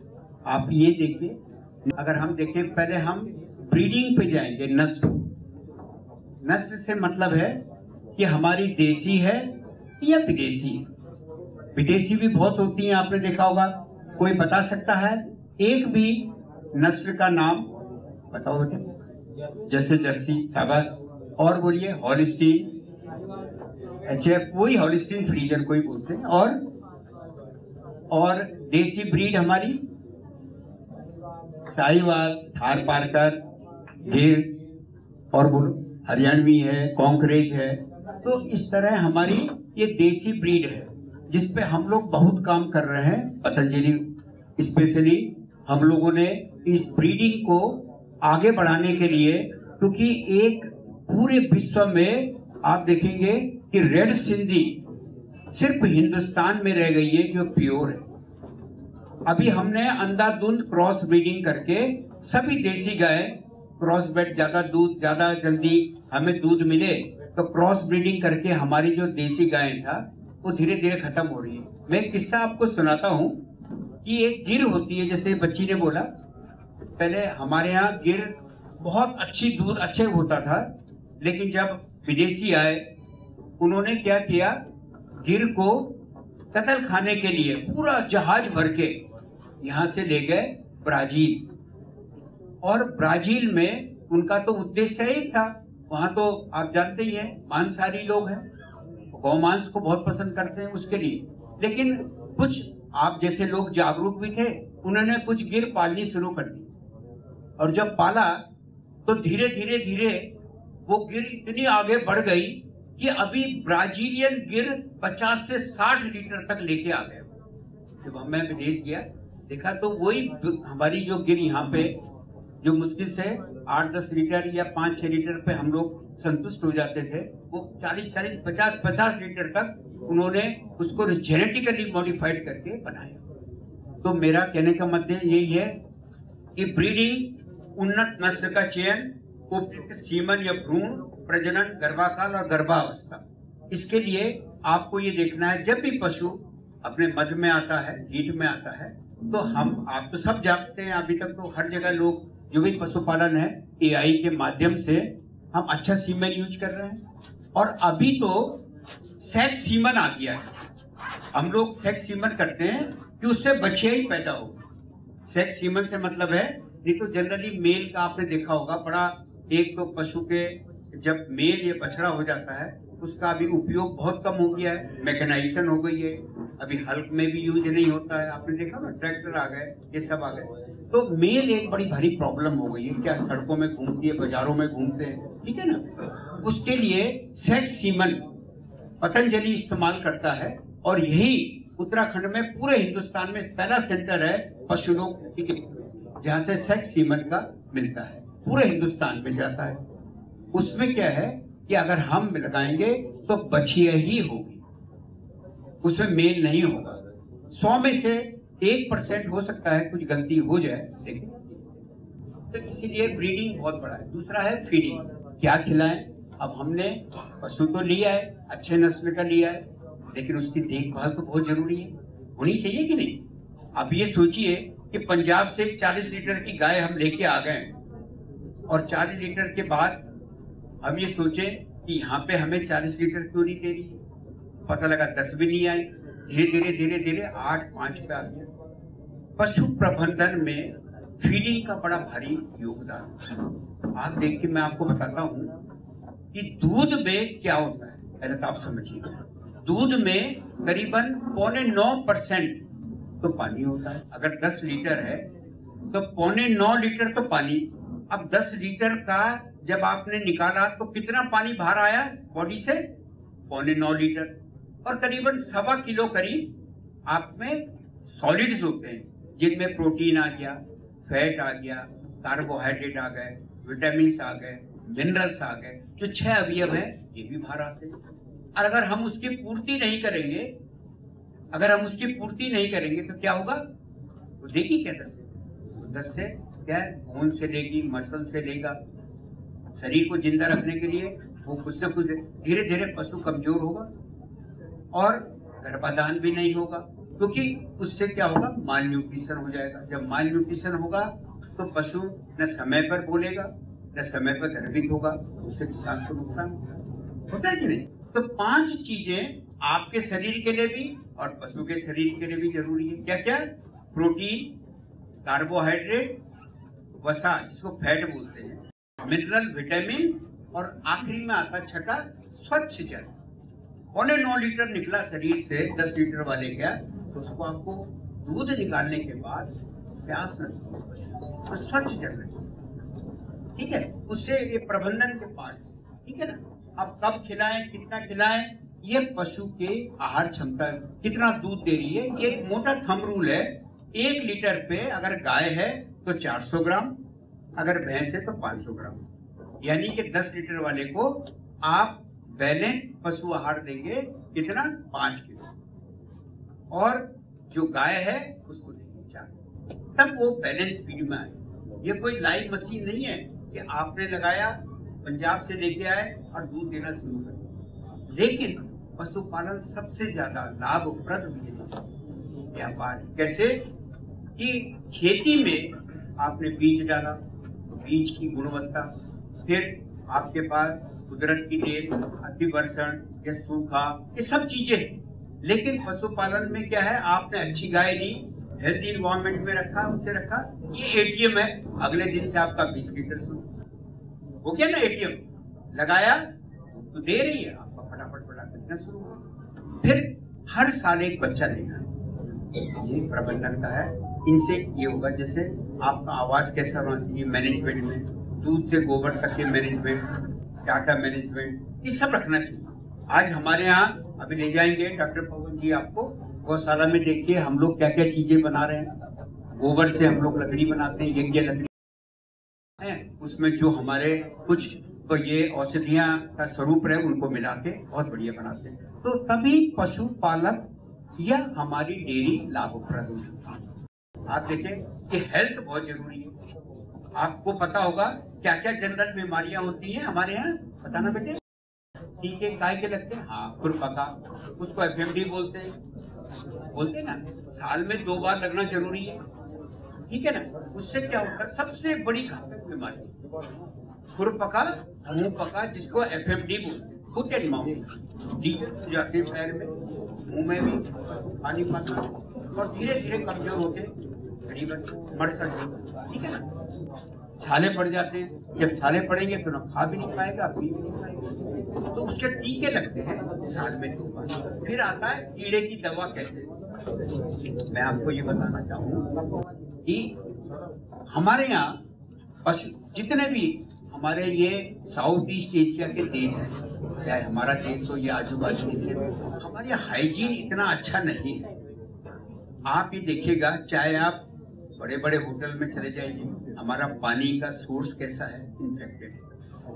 वही पानी आप भी पी रहे हैं, वही पशु भी पी रहा है। पशु को छोड़ देते हैं तो तालाब है जो इन्फेक्टेड है, उनसे हमारे अंडे जितने भी कीड़ों के पेट में जाते हैं, 21 दिन के बाद धीरे धीरे लार्वा बन के अडल्ट होंगे।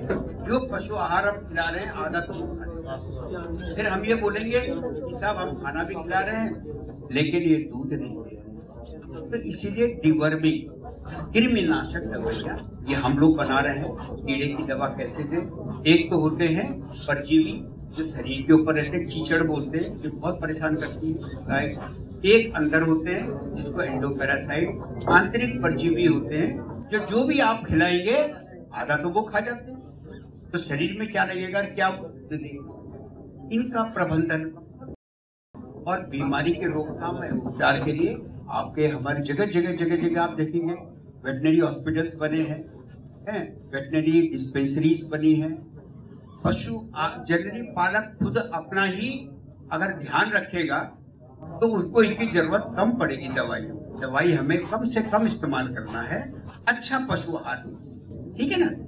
अब आप देखिए फीडिंग कुल खर्च का 70% अगर आप पशु पाल रहे हैं, 100 रुपए अगर खर्च होता तो 70 रुपए में आप दाना पानी का, और अगर वो दाना पानी आपका सही है, अच्छा नहीं है, तो वो पैसे भी बेकार गए और पशु भी बेकार हो जाए।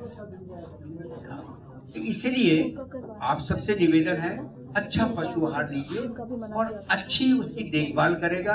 पशु अवश्य, पशु अपने ऊपर कभी ऋण नहीं रखता है। ये मान के खाएकर गाय को बोलते हैं, गाय कभी अपने ऊपर ऋण नहीं रखती। जो भी आप दे रहे हैं उसका दुगना आपको रिटर्न, ठीक है। नेक्स्ट आप देखेंगे पशु आहार की आवश्यकता क्यों है, तो आप जानते हैं जैसे हम लोगों को है जीवन निर्वाह के लिए, उत्पादन के लिए, प्रजनन के लिए और बढ़ाई आगे बढ़े, पशु आहार जैसे होता है। नेक्स्ट ये देखिए पशु का शरीर कैसे बना है। 75% जल है, 20% प्रोटीन है, 5% खनिज है और 1% कार्बन। इन सब से मिलके हम सबका शरीर भी ऐसे ही है जैसे पशु का बना है। नेक्स्ट दूध की संरचना जब मैं बता रहा था ना, ये सब चीज हर ब्रीड की बनाई है। इवन ह्यूमन का, मानव शरीर का भी जो दूध है उनके बता रखा है कि किस किस हिसाब से ये होता है। जस्ट आपके इंफॉर्मेशन के लिए कि शरीर से जो चीज बाहर निकलेगी उसकी भरपाई तो आपको करना पड़ेगा। जैसे अगर आपकी कार या मोटरसाइकिल का एवरेज है कि सर ये 55 लीटर पे 55 किलोमीटर जाए, ठीक है ना, आपने 1 लीटर डलवाया, 55 से 60 चली गई हिला डुला के, लेकिन वहां जाके रुक जाएगी ना।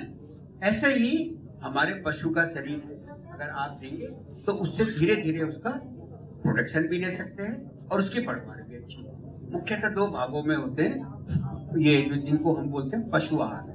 एक तो होता है रफेज।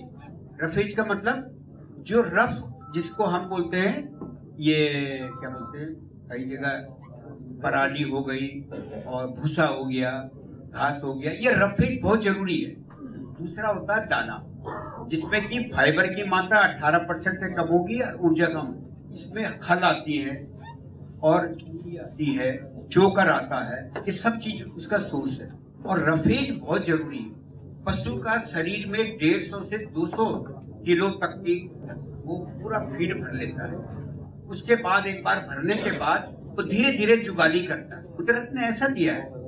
और जुगाली क्यों करता है कि लार से जितना ज्यादा मिलेगा, लार होती है, आपने देखो झाग बन जाते हैं कई बार ना, तो वो क्या होता है पीएच को मेंटेन करता है। शरीर के अंदर हाइड्रोक्लोरिक एसिड, गैस्ट्रिक जूस निकलते हैं जो एसिडिक इन नेचर होते हैं, यानी अम्लीय होते हैं। लेकिन जब वो जितनी चर्निंग करेगा, जितनी ज्यादा वो जुगाली करेगा, वो बहुत बढ़िया उसके लिए पीएच मेंटेन का साधन हो जाएगा।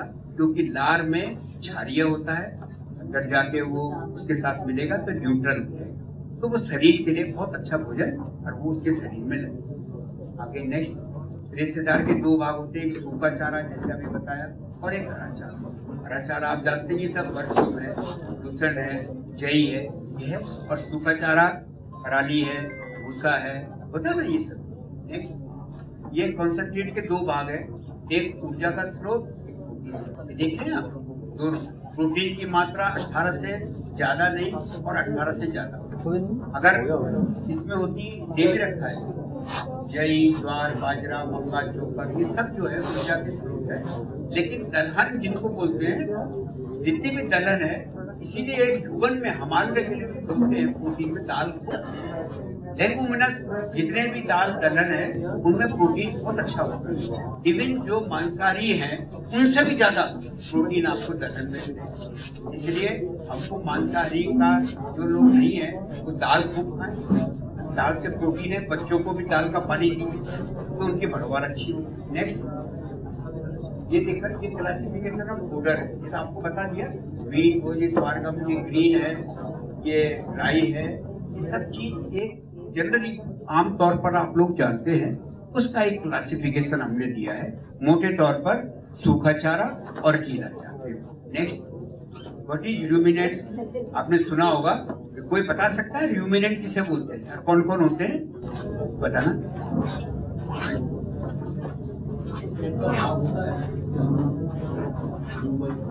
Very good. एक्चुअली हम उनका 4 पेट होते हैं जानवरों का, है ना, 4 पेट। ह्यूमन सबसे बड़ा भाग होता है जिसमें कि 200-250 किलो से भी ज्यादा, जितनी बड़ी गाय होती है, पूरा वो अनाज या खाना या पशु आहार भर सकता है। ठीक है, तो ये इसको बोलते हैं रूमिनेंट। उनमें कौन कौन आते हैं? गाय, भैंस और बकरी, ये सब रूमिनेंट्स हैं जिनके 4 स्टमक होते हैं, 4 पेट। ये देखो, ह्यूमन, रेटिकुलम, ओविमिजम, एबोमिजम, ये 4 पार्ट हैं। इनसे होते हुए कुदरत ने ऐसी फैक्ट्री बनाई है कि कोई चीज अगर फॉरेन पार्ट या कोई ऐसी चीज आ जाए, वो शरीर पे अगर चली जाती, उसके लिए रोकने का रोकथाम है। स्क्रीनिंग लगी हुई है जगह जगह। रेटिकुलम आगे नहीं बढ़ने देगा, ओमेजम आगे नहीं बढ़ने देगा, ठीक है ना। तो ये कुदरत की उन्होंने ऐसी फैक्ट्री बनाई है। Next, types of ruminant animal ये बता रखे हैं, डियर, शीप, कैटल, बफेलो, मूस, जिराफ, कैमल, ये सब रूमिनेंट। फीड की रिक्वायरमेंट ये अलग अलग बॉडी के हिसाब से, जैसे मैं कह रहा था कि हमारी देसी गाय को इतना किलो पर 100 kg पे, मतलब 2 से 2.5 किलो हमें कॉन्सेंट्रेट देना है, और विदेशी गाय को 3 पर 100 kg में ये देना। एक थंब रूल है, डिपेंड करता है कि कितनी प्रोडक्शन वाली है, 10 लीटर वाली है, 20 लीटर वाली है, उस हिसाब से ये एडजस्ट हो जाता है। नहीं, अब आप देखिए cattle feed concentrate requirement buffalo की कितनी होती है, ये सब पता रहता है। 2.5 किलो, 500 ग्राम, जैसे हम कह रहे थे कि 500 ग्राम पर लीटर बफेलो में या भैंस में, और 400 ग्राम गाय की पर लीटर दूध के हिसाब से थंब रूल है, हमें इतना लेना। नेक्स्ट आप देखेंगे, ये पूरा डाइटरी फीड है। ये काफी थोड़ा सा हमने टेक्निकली आपको बताया है, बाकी ये चीज बाद में हम आपको डिटेल दे देंगे आप। नेक्स्ट, राशन और संतुलित आहार में क्या फर्क है? ये क्या है? Ration is feed allowed for a given animal, ये मतलब 24 घंटे में हमको देना चाहिए। क्या उसका बताता है, बैलेंस है, क्या क्या एसेंशियल न्यूट्रिएंट होने चाहिए एनिमल में, उसका एक क्या प्रोपोर्शनल में हमें चीज देनी है। वो 5 अवयव, carbohydrate, protein, fat, mineral, vitamin, किस किस हमें अनुपात में देना है, उसको हम पशु आहार को, जिससे बैलेंस और कंपाउंडेड फीड। पशु हेतु आवश्यक तत्व ये सब बताए ना हमने, प्रोटीन, कार्बोहाइड्रेट, वसा, फैट, खनिज, लवण, मिनरल, विटामिन, और स्वच्छ जल। पानी साफ होना चाहिए, उसको बहुत प्यास लगती है जैसी हम दूध, और उसको बैठने भी नहीं देना। मिल्किंग के बाद या दूध निकालने के बाद पशु को जनरली खड़े रहें और उसको पानी पिलाएं, स्वच्छ जल। कंपाउंड फीड क्या होता है? जब 2 से ज्यादा घटक मिलते हैं उसे कंपाउंड कहते हैं, ठीक है ना। एक तो हम लोगों ने बताया सूखा चारा हो गया, या गीला चारा हो गया, हरा चारा हो गया, लेकिन कंपाउंड फीड ये है जब 2 से ज्यादा अवयव को मिला के ये अवयव काय की पूर्ति करेंगे। ये 6 के 6 आइटम, कार्बोहाइड्रेट, प्रोटीन, फैट, जो मैं बता रहा हूँ, इसका मिश्रण को हम कंपाउंड फीड पर समझिए ना। क्योंकि अगर सूखा चारा दे रहा है तो सूखे चारे में चीज नहीं मिलती, हरे चारे में आपको 85% तो पानी होता है, 10% उसमें कुछ प्रोटीन और अन्न आती है। लेकिन जब हम कंपाउंड फीड कहते हैं तो शरीर के हिसाब से हम लोगों का कंपाउंड फीड बनाता है। हमारे दोस्त यहाँ पे हैं मिस्टर योगेश, ये फैक्ट्री की संचालक भी करते हैं, और ये सारा कंपाउंड फीड पूरे हिंदुस्तान के लिए बना के देते हैं। दिखने में बहुत सिंपल लग रहा है, लेकिन है बहुत तेज, बहुत, कहीं से कंप्रोमाइज नहीं करते किसी भी क्वालिटी में। जो ऐसा पतंजलि में आप देखिए, हम फीड बनाते हैं जिसके लिए अगर हमने DOR भी बनाया है या मक्का मंगा, तो पहले तो रॉ मटेरियल की टेस्टिंग होती है सेंट्रल लैब में, इनकी अपनी भी लैब है, सेंट्रल लैब है, वर्ल्ड क्लास लैब है यहाँ पे, डॉक्टर पवन जी जानते हैं, ये लोग सब साइंटिस्ट हैं। हम उस मक्का की पहले टेस्टिंग करते हैं, जब उसकी रिपोर्ट आए, मक्के में हर तरह की मक्का मिलती है, उसमें फंगस लगा हुआ मिलेगा, ये मिलेगा, सस्ते फीड मिलते हैं। वो सस्ता इसीलिए है कि वो कुछ भी मिला के बनाते हैं, तो पशु ही तो है, लेकिन हमारे यहाँ ऐसा नहीं है। उसकी पहले टेस्टिंग होगी, टेस्टिंग होने के बाद जब ओके रिपोर्ट आती है तब ये मिलाते हैं। उसके बाद DRB आई, खल आया, बिनौला की वो आया, सब मिलाया जाता है। पहले उनकी टेस्टिंग होती है और टेस्टिंग के बाद जब फाइनल प्रोडक्ट बनता है फिर उसकी टेस्टिंग होती है। उसके बाद हम मार्केट में बेचते हैं। ये पतंजलि की खास विशेषता है। इसके अलावा आपको दिखेगा कि हम लोग आगे देख सकते हैं, ये BIS गवर्नमेंट ऑफ इंडिया ने अभी क्या किया है, शायद आप लोगों को पता होगा, मैं किसी पार्टी विशेष की बात नहीं कर रहा हूँ। मोदी जी ने, आप जनरली सुनते होंगे कि हम आने वाले चंद वर्षों में इस देश को $3 ट्रिलियन डॉलर की इकोनॉमी बनाई और तीसरे नंबर पे लिए। आज हम किस नंबर पे हैं? 5वें स्थान पे आ गए, 3 नंबर। अब क्वेश्चन ये उठता है कि कैसे बनेगी। आप सोचिए कि पूरे विश्व का 20% पशु सिर्फ हिंदुस्तान में, इतना बड़ा पशुधन है, सबसे विश्व का 20% हमारे पशु यहाँ पे है। लेकिन प्रोडक्टिविटी के हिसाब से पर कैपिटा पर पशु हम लोग बहुत पीछे। जहाँ 40, 50 लीटर की गाय है, हमारे यहाँ अभी एवरेज 3.5, 4, 5 तक लेके आए क्रॉस ब्रीडिंग। लेकिन आप सोच लीजिए हमें कितना आगे बढ़ना है, कितना स्कोप है। तो इसीलिए वो पशुपालन पे स्पेशल बजट दे रहे हैं, महिलाओं का ऐसे बने हुए हैं, जगह जगह दे रहे हैं। दूसरा कारण क्या है, हमारा दूध वर्ल्ड में, आपको सबको पता होगा, शायद ये नहीं पता होगा, हम पिछले 25 साल से दुग्ध उत्पादन में हमारा देश नंबर 1 है। दुग्ध उत्पादन नंबर 1। अब आप बोलोगे जब नंबर 1 है तो फिर पर, लेकिन क्योंकि हमारे यहाँ पशु इतने ज्यादा है इसलिए नंबर 1 है। लेकिन पर कैपिटा पर पशु से हम लोग उतना दूध नहीं ले पा रहे हैं। जैसे मैंने आपको बोला ना, ब्राजील में 40 वही गिर, वहां 40 लीटर दे दिए, हम अभी मुश्किल से 10 लीटर तक नहीं लेके आए। अभी ये प्रोग्राम चल रहा है। और दूसरा क्या होता है, हमारे यहाँ अंधाधुंध एंटीबायोटिक देते हैं। एंटीबायोटिक मतलब जरा पशु हुआ इंजेक्शन ठोक दिया करते हैं, उसकी दुष्परिणाम क्या है कि वो दूध के साथ बाहर आता है, पशु खराब होता ही है। हमारे बच्चे जो पीते हैं, माताएं जो पीते हैं, मेरी बेटियां जो पीती हैं, उन पर करता है समाज में। ऐसी हमारा आपने देखा होगा, ये हम गवर्नमेंट ने ये गाइडलाइंस दी, वही फीड मार्केट में ला सकते हो जो ये स्टैंडर्ड के हिसाब से ये देगा। नेक्स्ट, फीड रिकॉर्डिंग इक्विपमेंट्स होते हैं, आप स्टार्टर है, इतने टाइप के फीड है हमारे, जो बच्चे को, क्योंकि आज का बच्चा कल की गाय है और वही किसान की आय है।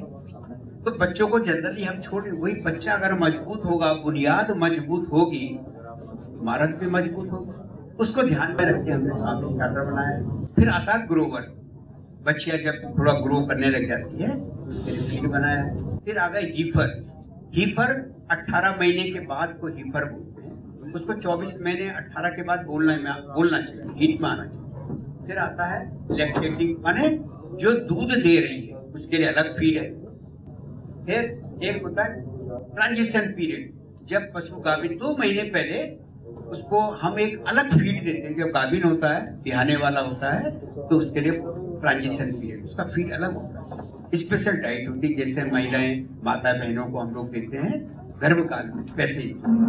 नेक्स्ट स्लाइड है, ये तो हो गया हमारा इसके बारे में। अब हम अपने क्या क्या प्रोडक्ट है उनके बारे में आपको बताएंगे। ये देखिए, पशु आहार के आपको स्लाइड देंगे कि क्या है। नेक्स्ट होगा, हाँ बोलिए।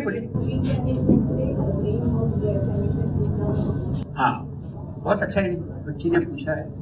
देखिए, पूरे हमारे यहाँ पशु सबसे ज्यादा है, ये तो मैंने बताया, और गोबर और गौमूत्र से सबसे ज्यादा आपको पता होगा सबसे ज्यादा गैसेस इमिट होती है पूरे वर्ल्ड में। WTO जब हम लोगों से बात, पूरा वर्ल्ड में ये है कि हिंदुस्तान में सबसे ज्यादा हमारे यहाँ गैस इमिशन हो रही है, ग्रीन हाउस मैक्सिमम। इसको कैसे कंट्रोल किया जाए? अमोनिया बहुत ज्यादा आती है, ये सब बहुत ज्यादा निकलते हैं क्योंकि पशु ही हमारे यहाँ ज्यादा है, तो गोबर और इससे। तो ये एक बड़ा भारी चैलेंज था कि इसको कैसे आप कंट्रोल करेंगे, क्योंकि 2036 तक हमें फ्री करना है। इन्वायरमेंट के लिए एक बड़ा भारी चैलेंज है, जिसमें कि अपार्ट फ्रॉम जो ऑटो इंडस्ट्री है उनका तो है कि चलो भाई अभी आपने ये बना लिया, या हम इथेनॉल से चलाएंगे, बैटरी से चलाएंगे, लेकिन पशु को भाई उसको कैसे रोकेगा? तो उसके लिए बहुत बड़ा काम हो रहा है। इसीलिए मैं कह रहा हूँ 3 ट्रिलियन की अगर बात, ये बच्चे मैं बताता हूँ आपको बात में, ये हमारे फॉर्म है पैलेट गोली के रूप में पशु बहुत पसंद करता है। ये चिप्स का मतलब होता है जिनको खल बोलते हैं, खल में है ना। कई एरिया में जैसे आपने देखा होगा कि कई जगह हम लोग बिनौले की खल, सरसों की खल, हर जगह अलग अलग प्रचलन है, होता है ना। ये खल के रूप में हमने क्या किया, पूरा फीड ही खल के रूप में बना दिया। जनरली खल अगर आपने सरसों की खिलाई तो उसमें क्या होगा, थोड़ा फैट होगा और प्रोटीन होगा, पांचों अवयव नहीं होंगे। लेकिन हमने अच्छा, जनरली खल का क्या है, बच्ची भी जाती है तो खल लेने जाती है। इस एरिया में, ये बिहार साइड में जाओगे तो सरसों की खल बहुत चलती है, लेकिन आप पंजाब हरियाणा की तरफ जाओगे वो सरसों की खल नहीं, उसमें थोड़ा कड़वापन होता है, तो झरसी होती है, तो वो बिनौले की खल या सोयाबीन की खल देते हैं, थोड़ा मिठास होती है, तो खल की तरफ आकर्षित होता है। तो पतंजलि में न्यूट्रिनिस्ट हम लोगों ने सब मिलकर, जैसे आजकल बच्चे मैगी पसंद करते हैं ना, घर में अगर आप उनको बोलो पिज्जा आया तो बस पिज्जा के शुरू हो जाएंगे ये। तो अभी हम लोगों ने क्या किया है, उसी आइडिया को कैश करके खल में परिवर्तित कर दिया है, पूरा कंपाउंड फूड। और हमारे योगेश जी चिप्स बनाते हैं खल के रूप में, जो पूरा कंपाउंड फीड है, बैलेंस डाइट है। और इस बच्ची ने अगर अपने पशु को खिलाया, पशु बहुत चाव से खाता है खल के समझ के, लेकिन वो खल पूर्ण संपूर्ण आहार ये हो गया। और इसकी सबसे बड़ी बात क्या है, ये पहला हमारा ऐसा प्रोडक्ट है पशु आहार जिसको यूरिया या विष मुक्त किया। जब हमने लॉन्च किया 12 साल 14 साल पहले, ये इनकी सबकी अलग अलग विशेषताएं हैं। ये जैसे गोलियां हैं तो ये हीट से, भाप से बनाई जाती है, ऐसे आसानी से नहीं बनता है। इनकी स्टीविंग होती है, बहुत अच्छा प्लांट है, और तब जाके हम पैलेट बनाते हैं। इससे जितने भी आप देखोगे कि कई बार जो अगर बैक्टीरिया इन्फेक्शन, फंगस इन्फेक्शन या वायरल इन्फेक्शन हो गया है, तो जब हीट में जाता है फिर एकदम ठंडा करते हैं तो सारी ये जितने भी जीवाणु हैं खत्म हो जाते हैं। तो बहुत अच्छा, जिसे उससे बहुत ही बढ़िया तरीके से ये है, इसको दुग्धामृत बोलते हैं। अभी हम लोगों ने थोड़ा चेंज भी किया है, और ये 10 से 12 लीटर दूध देने के लिए है, और दूध की वृद्धि साथ में फैट, SNF को बढ़ाता है। ये सिल्वर राशन है, ये उससे ज्यादा देने वाले जो होंगे, ऐसे 15 से 20 लीटर वाले के लिए हमने डायमंड, 20 लीटर से ऊपर वाले के लिए डायमंड, ये सब नए नए उसी हिसाब से बनाए। ये सिल्वर मावा है, मतलब जितनी दूध की क्षमता है उस पशु के लिए वही चीज। एक ही टाइप की शर्ट आप हर एक को नहीं पहना सकते, साइज है, एक हमारा भी साइज है, एक हमारे भाई ऊपर बैठे हैं खाते पीते घर के हैं, उनको हमारी शर्ट नहीं जा सकती, ठीक है ना। ऐसे ही हर एक हिसाब से हमने बनाया। गोल्ड प्लस जैसे मैं कुछ राज्यों में इंग्रेडिएंट भी उपलब्ध है, जैसे इनकी मक्का की खल, जैसे मैं बता रहा था ना आपको, कुछ राज्यों में, बिहार में बहुत ज्यादा होती है मक्का, वहाँ पे मक्का की खल है। साथ में ये करके हम लोगों ने चोकर, चापड़ जिसको बोलते हैं चापड़, ये भी हम लोग देते हैं। हमारी अपने ही आटे की मिलें हैं, और उनका जो चोकर होता है शुद्ध, वो हम लोग आप तक पहुंचाते हैं। ये बिनौला का है, आपने हमारे पास बिनौला की भी तेल आता है, अब है ना, हर चीज का तेल है, उसका जो खल आता है वो पशु के लिए। ये प्रीमियम है, अभी नया प्रीमियम हमने लॉन्च किया है, नए प्रोडक्ट, इसका आस्था नाम दिया है। हम आपकी आस्था के साथ विश्वासघात नहीं करेंगे। आपकी आस्था हमारी आस्था है, इसलिए आस्था। नेक्स्ट है संस्कार, क्योंकि हम लोगों के संस्कार ऐसे हैं कि अच्छी चीज देना है। बाबा श्रीदेव गुरु जी ने ये हमको संदेश दिया है कि आपने पढ़ा है वो बेजान प्राणी है, ठीक है। बेजान प्राणी को गलत मत दो, वो सब कुछ कर सकता है लेकिन अपने दुख दर्द को बयां नहीं कर सकता। इसलिए इन्हीं शब्दों के साथ आप सबका अभिवादन, धन्यवाद। क्वेश्चन जो आप बिल्कुल सही कह रहे हैं, जब मैंने कंपाउंड फीड की बात करी ना, इसमें जितनी उसकी आवश्यकता है वो मिलाया जाता है। आपको अलग से देने की कोई जरूरत नहीं है अगर आप उसको बैलेंस डाइट पशु आहार प्रॉपरली खिला रहे हैं। हमने हर तरह से सोचा हुआ है कि अगर आप पतंजलि का पशु आहार और मांगिए जो विष मुक्त है, जिसमें यूरिया नहीं है बिल्कुल भी। आज यूरिया के इस्तेमाल से सिर्फ पशु ही बांझ नहीं हो रहा है, इसका दुष्प्रभाव समाज में माता बहनों सब पे आ रहा है। तो एक बीड़ा उठाना, एक अभियान चलाना है कि पतंजलि पशु आहार ही खिलाना है, बिल्कुल विषमुक्त है और आयुर्वेद का उसमें फूट दिया हुआ। ठीक है, धन्यवाद। धन्यवाद सर। धन्यवाद पवन जी।